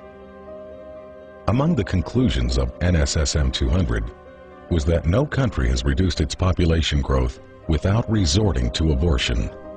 The authors of the report then identified 3 non-governmental agencies that would be funded to carry out the government's population control agenda in the targeted countries. One of those agencies was Planned Parenthood. One of the tactics specified in NSSM 200 was that we might withhold food aid after a disaster if the countries do not accept the American idea of birth control. And this has happened many times all over the world. One example is the Southern American country of Guyana, which was hit by a hurricane back in 1997. Now, they had turned down abortion and birth control for 12 years straight. But after the hurricane hit Guyana in 1997, the World Bank said, we will not give you any aid unless you legalize abortion and birth control. And that's exactly what they did. I've seen this several times in Africa, where droughts have hit, and the United Nations and USAID will not assist unless they accept birth control. I've been all through Africa myself, and I've seen medical clinics that are full of birth control devices, but no safe motherhood delivery kits. There's no anesthesia, there's not even any bandages there. There's crates and crates of birth control pills and condoms. Now, while our commitment to birth control is going up every year, our commitment to authentic economic development is dropping. So we see less clean drinking water funding, less school funding, see less medical clinic funding. Another example is Haiti. Haiti has been hit by hurricanes several times, and the United States and other countries are saturated with birth control. In Haiti now, any woman, 90% of women at least, can now get access to any kind of birth control they want to, government funded, but less than 20% of the Haitians have access to clean drinking water. Now try to imagine there being a natural catastrophe in a country like Canada or Australia or France or England. And we go in there and we say to them, we're not going to offer you any kind of aid unless you accept our philosophy on birth control and population control. That will be outrageous. But that's our standard operating procedure when we go to a black country after a catastrophe of some kind. You cannot believe that we are going to treat people in a foreign country like this and not treat our own population of African Americans the same way. Consider what happened after Hurricane Katrina. One of the first things we did was bring in birth control and contraception. And as we all know, the hurricane disproportionately affected black families in that area. And I seriously doubt if the same kind of disaster hit a middle-class white area, the first response would be condoms and birth control. This idea that population control could be used to control a specific population was not unique to NSSM 200. For example, before the Nazis took power in Germany, abortion had been illegal, except to save the life of the mother. But under Hitler, the Hamburg Eugenics Court ruled that it would still be illegal for Aryan women, but legal for women of what they called inferior racial stock. According to the court, encouraging eugenic abortions would promote racial hygiene and protect the health of the German people. This new policy eventually led to certain women being threatened with execution if they refused to abort what the Nazis called racially worthless babies. At about the same time this was going on in Germany, the government of Bermuda was blanketing the island with population control facilities and openly stating that their intent was to limit the numbers of blacks. Then in 1958, blacks in the Caribbean rebelled against a Planned Parenthood-led birth control campaign that was exclusively targeted at non-white residents, while at the same time, prosperous white residents were being encouraged to multiply. Following a similar pattern, a 1965 article in the Pittsburgh Courier newspaper reported that under apartheid, the white South African government was relying on targeted birth control as its primary weapon to reduce the number of blacks in the country. Unfortunately, we now know that the U.S. government was not immune to this sort of thing either. When 3 pro-choice researchers investigated the original motive behind the creation of the abortion pill, RU-486, what they discovered was that the scientific basis for it was actually developed in the United States during the 1960s by the National Institutes of Health at the U.S. Department of Health and Human Services. In their 1991 book, these researchers claimed to have found data showing that this agency was looking for an inexpensive and effective drug to control the populations of foreign countries that the government had classified as underdeveloped. The abortion pill was to be tested in these environments, and if successful, the plan called for it to then be introduced into black, Hispanic, and Native American communities in the United States. In 1977, only 3 years after NSSM 200 was issued, the director of the United States Office of Population, Dr. Reimert T. Ravenholt, publicly stated that it was the U.S. government's intention to sterilize 1/4 of the world's female population. According to Ravenholt, one of the driving forces behind this campaign was the need to protect American financial and commercial interests. Ravenholt said that some foreign governments were refusing to give the United States permission to come into their country and control their population. He said that, in those cases, the plan was to be carried out by 2 private organizations with an enormous amount of financial support from the American government. When asked by a St. Louis newspaper to name the 2 organizations, he said that they were the United Nations Fund for Population Activities and Planned Parenthood. Among government officials who supported the Ravenholt philosophy of using American intervention to control the populations of foreign countries, perhaps the most powerful were Republican President Gerald Ford, Vice President Nelson Rockefeller, and Secretary of State Henry Kissinger. In the mid-1970s, while serving as foreign policy advisor to the Ford-Rockefeller administration, Kissinger personally helped Planned Parenthood set up an abortion counseling program for Vietnam refugees who were being housed at Camp Pendleton Marine Corps Base in California. This was done despite the fact that the vast majority of these refugees were known to be strongly opposed to abortion, and not one of them had ever requested abortion counseling. At the same time, Kissinger also refused to hold an abortion training program that was being conducted by the Agency for International Development, which operates under the direction of the State Department. Kissinger allowed this project to continue despite numerous complaints that it was in clear violation of U.S. law that specifically prohibited American foreign aid funds from being used for this purpose. The commitment that Ford, Rockefeller, and Kissinger had for this illegal project may have been a reaction to something Reimert Ravenholt had said a few years earlier. In 1973, he was speaking at a Planned Parenthood national conference where he told attendees that abortion may actually be the most demographically powerful way of controlling population. Ravenholt would eventually be honored by Planned Parenthood for what it called innovation and vision in the population field. Years ago, a series of USA Today articles documented that there are large multinational corporations on the New York Stock Exchange today that actually got their start in the slave trade. But when slavery ended and Africans could no longer be financially exploited, many of those same corporations began pouring millions into the eugenics movement. The people they had found so valuable as property, they had little use for as fellow citizens.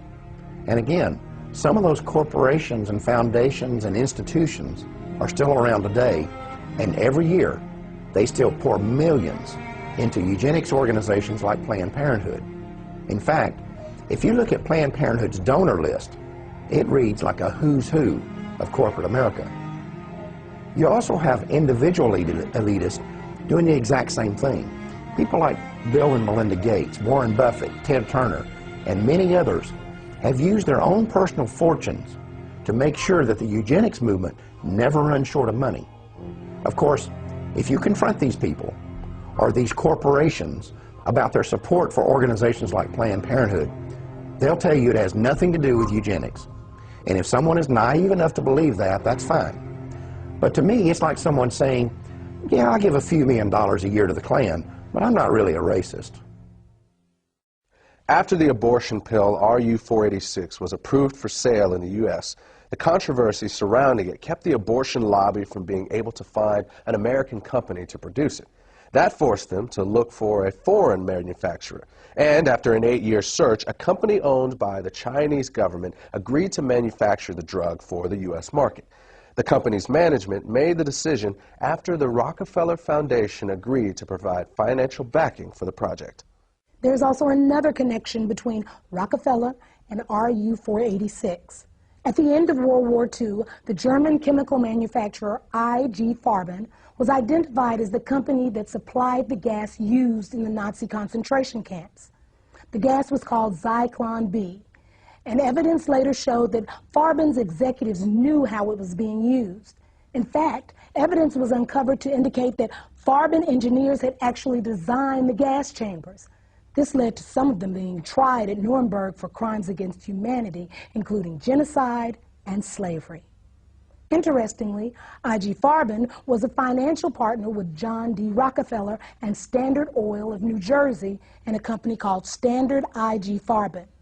In addition, within 3 months after Hitler came to power, the publicity director of Rockefeller Foundation and personal advisor to John D. Rockefeller, a man named Ivy Ledbetter Lee, was assigned the responsibility of directing public relations for IG Farben. After the war, IG Farben would change its name to become known as Hercht AG. Today, Hercht is a gigantic multinational corporation with subsidiaries all over the world, including the United States. Ironically, one of Hercht's subsidiaries, Rusal Yuklov, is the French company that developed RU-486. In other words, the same company that produced the gas used in the Nazi death camps also produced the abortion pill that is now being used in American abortion clinics. And in both cases, there was a known connection to the Rockefeller Foundation.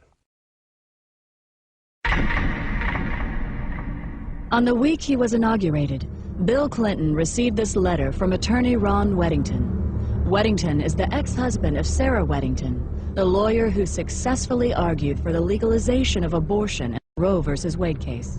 26 million food stamp recipients is more than the economy can stand. You can start immediately to eliminate the barely educated, unhealthy, and poor segment of our country. No, I'm not advocating some sort of mass extinction of these unfortunate people. Crime, drugs, and disease are already doing that.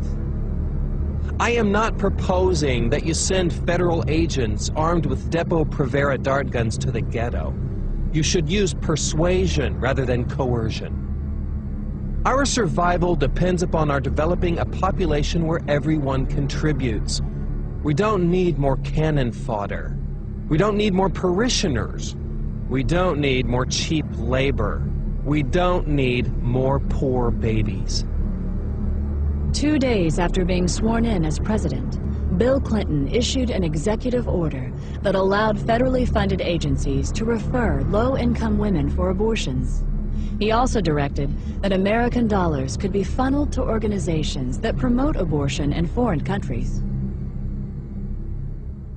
The Aid to Families with Dependent Children program is the worst boondoggle ever created. When a sullen black woman of 17 or 18 can decide to have a baby and get welfare and food stamps and become a burden to us all, it's time to stop. Dr. Edward Allred, abortionist, 1980. Edward Allred is the owner of one of the largest chains of abortion clinics in the United States. Not long before Allred made this statement, the Los Angeles Times had reported that his California facilities were handling referrals made by Planned Parenthood. Even as late as the 1960s, the wealthy elite who made up the eugenics movement never tried to hide the fact that their agenda was driven by financial considerations as much as it was driven by the desire to create racial purity. A good example of this was seen in 1967 when eugenicist and Nobel Prize winner Dr. William Shockley caused a national uproar when he stated that it was a waste of taxpayer money to create better schools and welfare programs for what he called ghetto Negroes. He claimed to have research showing that people of African descent are genetically inferior to whites in intelligence and simply not smart enough to take advantage of programs designed to help them. To save taxpayer money, he proposed that the U.S. government implement forced birth control to lower the reproduction of the inferior classes and then issue certificates to become pregnant that would be sold on the New York Stock Exchange. Shockley was a National Committee member of Planned Parenthood and a featured speaker at least one Planned Parenthood conference. When Florida abortion clinic owner Joyce Tarnow appeared on a local talk show, she gave the following reply when asked what America should do to help impoverished nations that are facing starvation or other natural disasters. Time is running out for us. In 1968, Dr. Paul Ehrlich wrote The Population Bomb. And in that book, he stated a thesis that what we should be doing is helping those nations that have a reasonable chance of being able to produce their own food supplies. Those that cannot do that, for whatever reason, those people have to just sink or swim on their own. And what we do is try to help those societies become self-sustaining that have a chance to learn how to fish in order to feed themselves. Wait a minute. Are you I just want to make sure this is clear. Are you advocating, or was he advocating, basically writing off people that have no hope of ever because of the climate or whatever problems of feeding themselves? Sort of like survival of the fittest? Or? Right. And the thing is... You agree with that? Yes, I do. The more people you help to survive, the more people are going to be reproducing and having children beyond what we can reasonably hope to have so that we can educate and house and feed these people. When Joyce Tarnow retired in 2004, she told a local newspaper that she had tried to get as many people sterilized as are in my way. She also restated her views on foreign aid, saying that the United States should help those countries that can prosper, but let the others wither on the vine. Citing Haiti as an example, Tarnow said that the Haitian people should be made to stew in their own juices because they had destroyed their environment. In order to really understand the role money plays in the eugenics movement, it is important to keep in mind that its original mission was not to make a profit, but to eliminate a group of people that the elite saw as a financial burden because of things like welfare, crime, taxes, and so forth. And when you look at the wealthy individuals and corporations that fund the modern eugenics movement, you see that this has not really changed. You also see that these people are willing to pay out big money to those who can carry out their agenda. And when Planned Parenthood figured this out, they volunteered for the job. The result is that money has been poured into this organization to the point that Planned Parenthood is now a billion-dollar multinational corporation that operates the largest chain of abortion clinics and birth control facilities in America. While much of Planned Parenthood's financial success has been because of donations from these wealthy individuals and large corporations, it has also raked in billions from you and me. In 2006 alone, despite having made over $60 million in profit, Planned Parenthood received about $350 million from the U.S. government. And in 2009, Planned Parenthood will receive approximately $1 million every single day from the American taxpayer. That's $1 million every 24 hours. That comes directly out of your paycheck and mine. Now, what you may find interesting is how your money is being spent. To give you just one example, we're going to show you part of a website that Planned Parenthood launched in 2008 called TakeCareDownThere.com. The clip is titled, "I Didn't Spew," and I warn you, many of you are going to find it highly offensive, and you're going to find it especially inappropriate for children, despite the fact that is exactly who Planned Parenthood created it for. As you watch this piece, remember, you helped pay for it.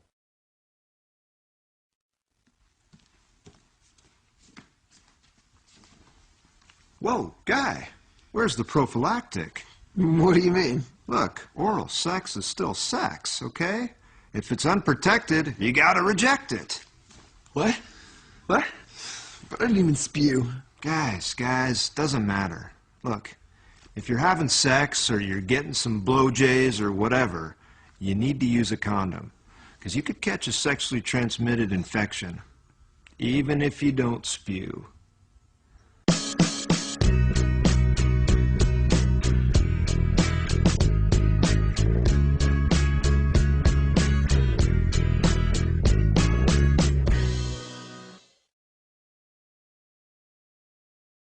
Now, does this clip say anything about how Planned Parenthood sees African Americans? You'll have to judge that for yourself. But there's no doubt that if this same video had been made by a bunch of white supremacists or the Ku Klux Klan or some neo-Nazi group, we would all understand the symbolic message behind it. In 2007, Live Action Films of California conducted an undercover investigation of Planned Parenthood offices in several states. Under the direction of the organization's president, Lila Rose, the goal of the project was to determine whether Planned Parenthood officials would accept financial donations on the condition that the money would only be used to eliminate African Americans. The following clips are from the actual recordings of those conversations. When I underwrite abortion, does that apply to minorities too? If you specifically want it to underwrite an abortion for a minority person, you can target it that way. You can specify that that's how you want it spent. Okay, yeah, because there's definitely way too many black people in Ohio, so I'm just trying to do my part. Okay, whatever. Well, blacks especially need abortions too, so that's what I'm trying to do. Well, for whatever reason, we'll accept the money. So the abortion could be, you know, I could give money specifically for a black baby. That'd be the purpose. Yeah, absolutely. If you wanted to designate that you wanted your gift to be used to help an African American woman in need, then we would certainly make sure that that gift was earmarked specifically for that purpose. Great, because I really face trouble with affirmative action, and I don't want my kids being disadvantaged, you know, against black kids. I just had a baby. I want to put it in his name, you know. You know, so that's definitely possible. Oh, always. So, would it be possible for me to donate that money specifically for these minority groups so that they could have access to abortions? Yes, it would be. Wonderful. And could I specify that abortion be done, or those abortions be done for a particular minority group, or how does that work? If you wish, you can. Okay. So for example, the black community in Tulsa, because I have connections with that, would it be possible to give the money specifically for that? You sure can. Wonderful. Great. So can I give you my credit card number? Yes. Wonderful. Just one more thing. The abortions will be done specifically for the black community abortions. I will mark it in such a way that definitely it will. Oh, great. On a black baby. Yes. Thank you. Great. The exact amount we charge right now is $450 for an abortion. Okay, $450. And we can definitely designate it for an African American. Wonderful. Yeah. Okay, and if I want to make to fund, because you know this is a, if I wanted to help fund multiple abortions, could you also specify that this could be done for a specific group? Well, I'm really excited, you know, because I really face trouble with affirmative action. I don't want my kids to be disadvantaged, you know, against blacks in college, and the less blacks out there, the better. So. Yeah, it's a strange time for sure. Yeah. So, okay. Well, thank you very much, Jeremy. And if you have any questions, please feel free to give me a call. My extension is 304. When this material was released to the public, Planned Parenthood's defense was to claim that the employees who made these statements were not reflecting the organization's corporate position. But in 1986, Planned Parenthood's national president, Faye Wattleton, made the following statement during an interview on CNN. As a matter of fact, Mr. Dorn, and if I may finish, we have received contributions from people who want to support us because they want all welfare mothers and all black women to stop having children. What Ms. Wattleton was conceding in this CNN interview and what live-action films found in their undercover investigation was acknowledged years before by a previous Planned Parenthood president. During a speech in Philadelphia in January 1966, Planned Parenthood President Alan Guttmacher stated that some of his colleagues appeared to have racial motives for their involvement with the organization.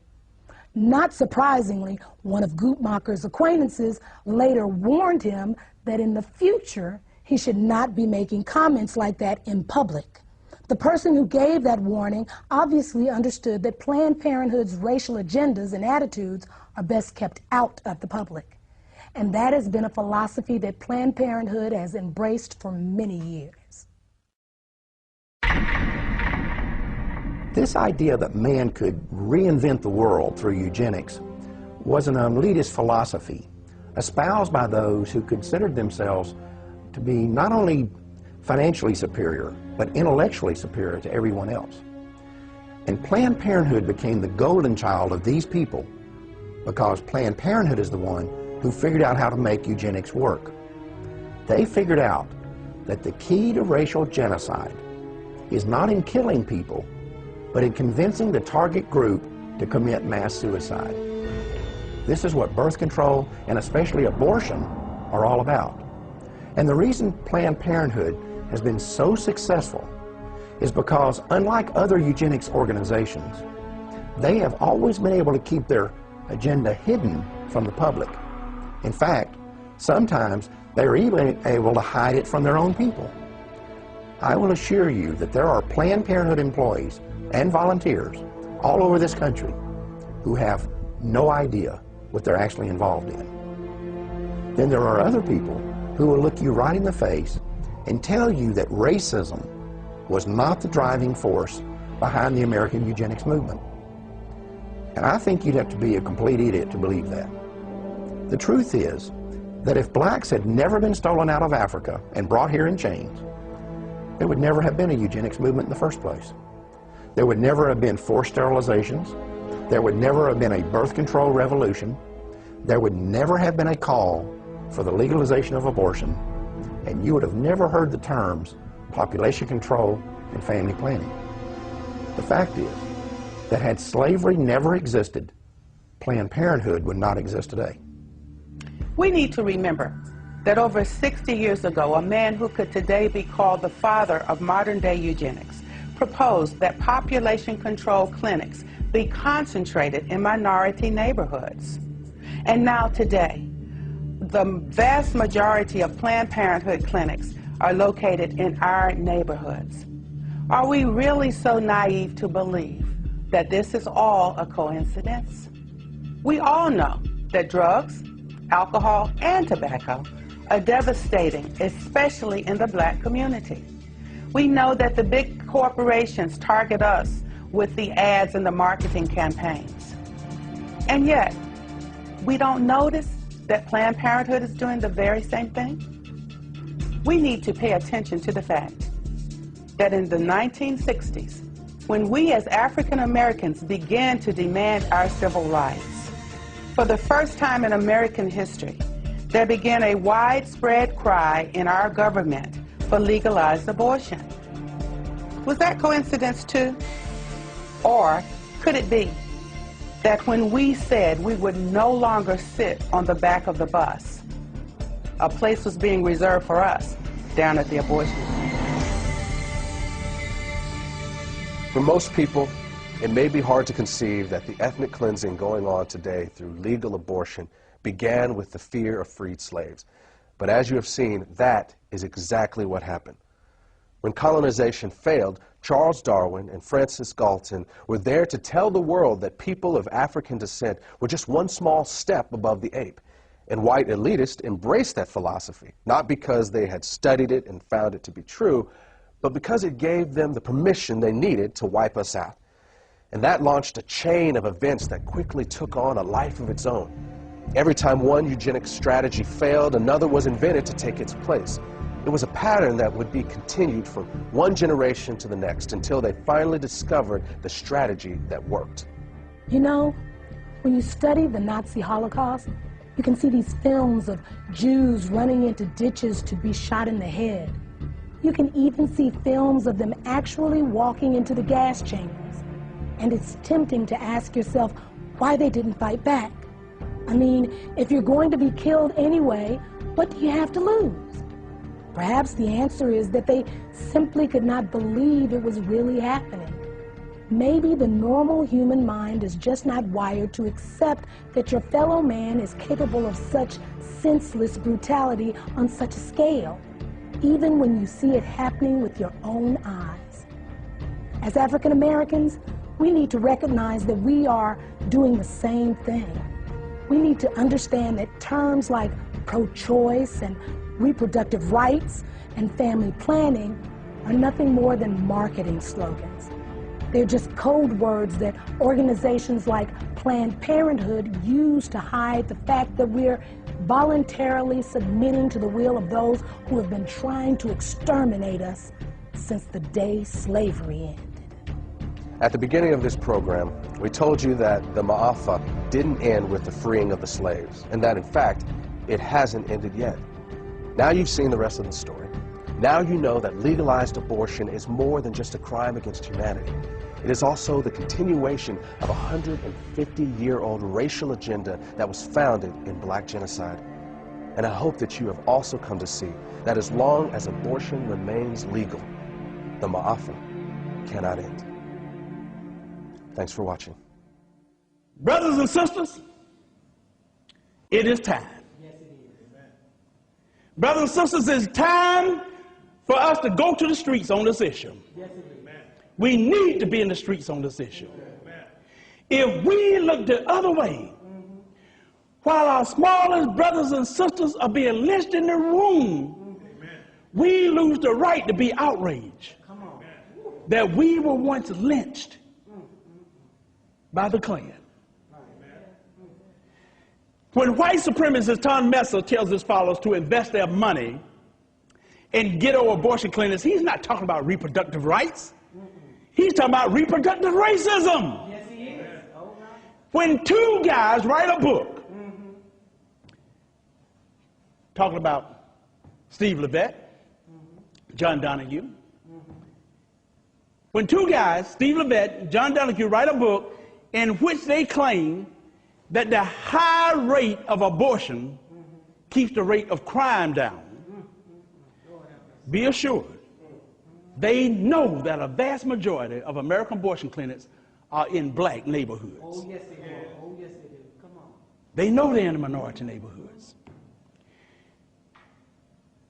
What we need to understand is when we let Planned Parenthood into our schools, when Planned Parenthood put their death camps, when we let them put their death camps in black communities, in our communities, and when we sit back and let an elected government official take money out of our paycheck to pay Planned Parenthood, we have been played like fools. Oh, yes, we have. Jesus. The fact is, if we tolerate something as evil as abortion, We cannot be surprised if it turns around and is used against us. We can't be surprised if it's turned around and used against us. We can't be angry if it's turned around and used against us.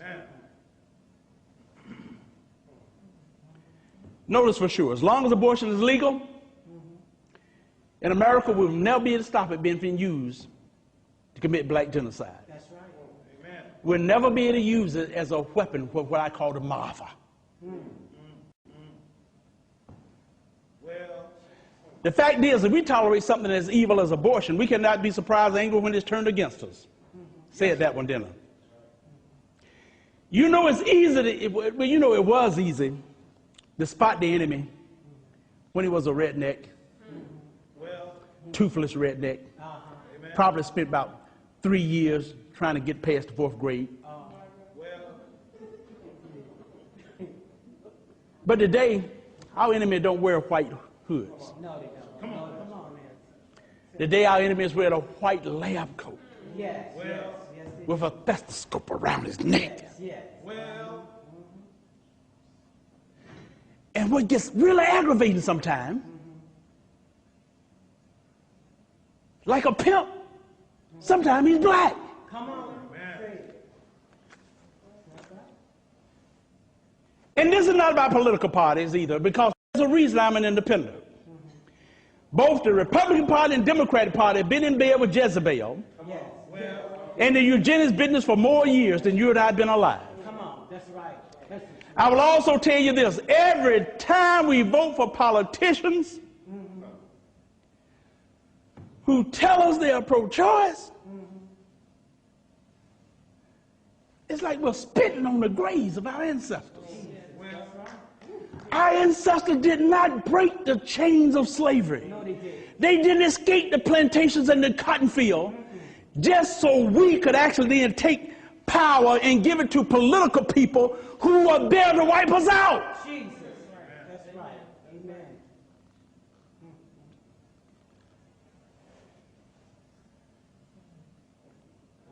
We need to remember why there were civil rights groups that fought against abortion in the 60s.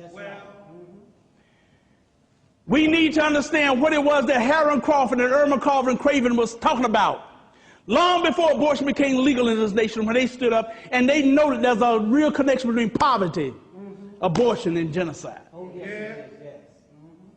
They understood it. Oh, yes, they did. Amen. Folks,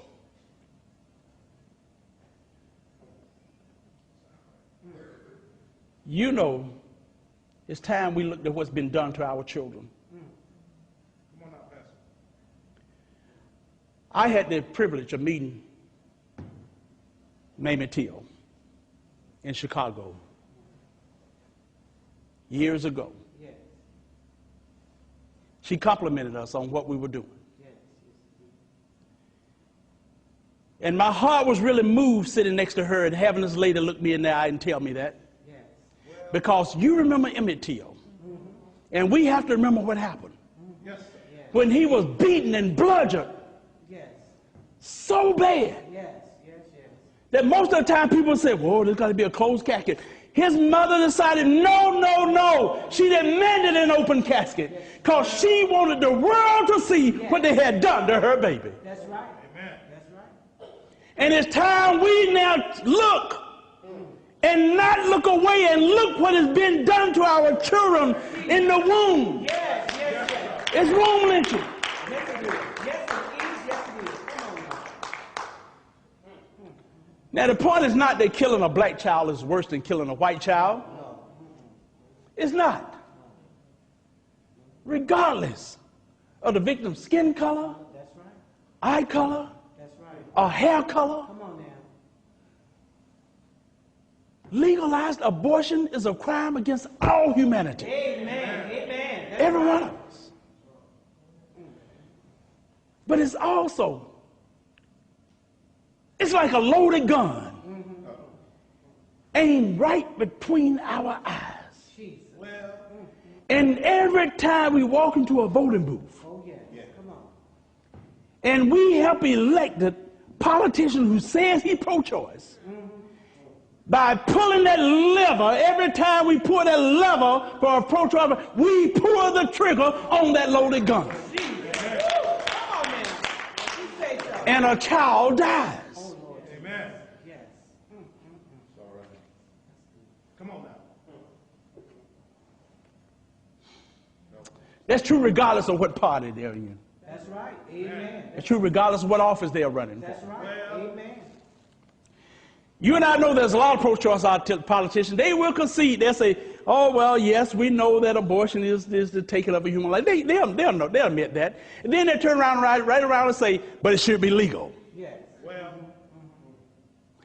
And I have to wonder, why? No, in fact, I don't have to remember why. I just wonder how many. Come on. How many? Of these politicians who know that abortion is mass murder tolerate it because they think the right people are being murdered.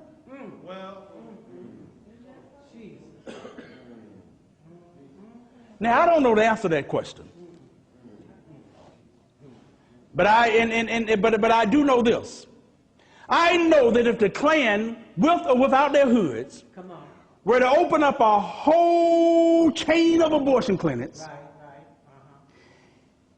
and they were to concentrate them in the black communities, we would be smart enough to know what's going down. Yes. Amen. Amen. Amen.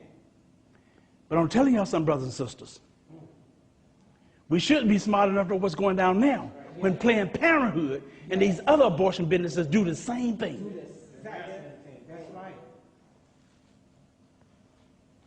The time has come for us to wake up. Yes. The time has come for us to realize that we, our people, are no longer being illegally lynched one or two at a time at the end of a dirt road. It's time for us to realize that our people are being womb lynched. It is time to realize they are being legally ripped to shreds by millions in air-conditioned rooms with sweet, soft elevator music playing in the background. It is time for us to realize that we are in a war.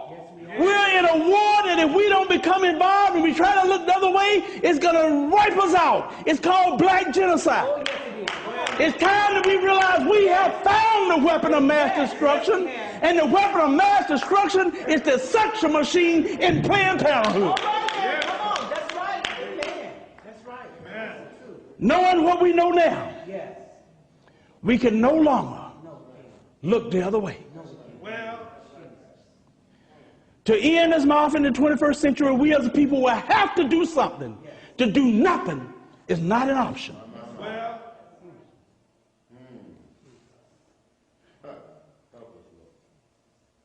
The only question left to answer is,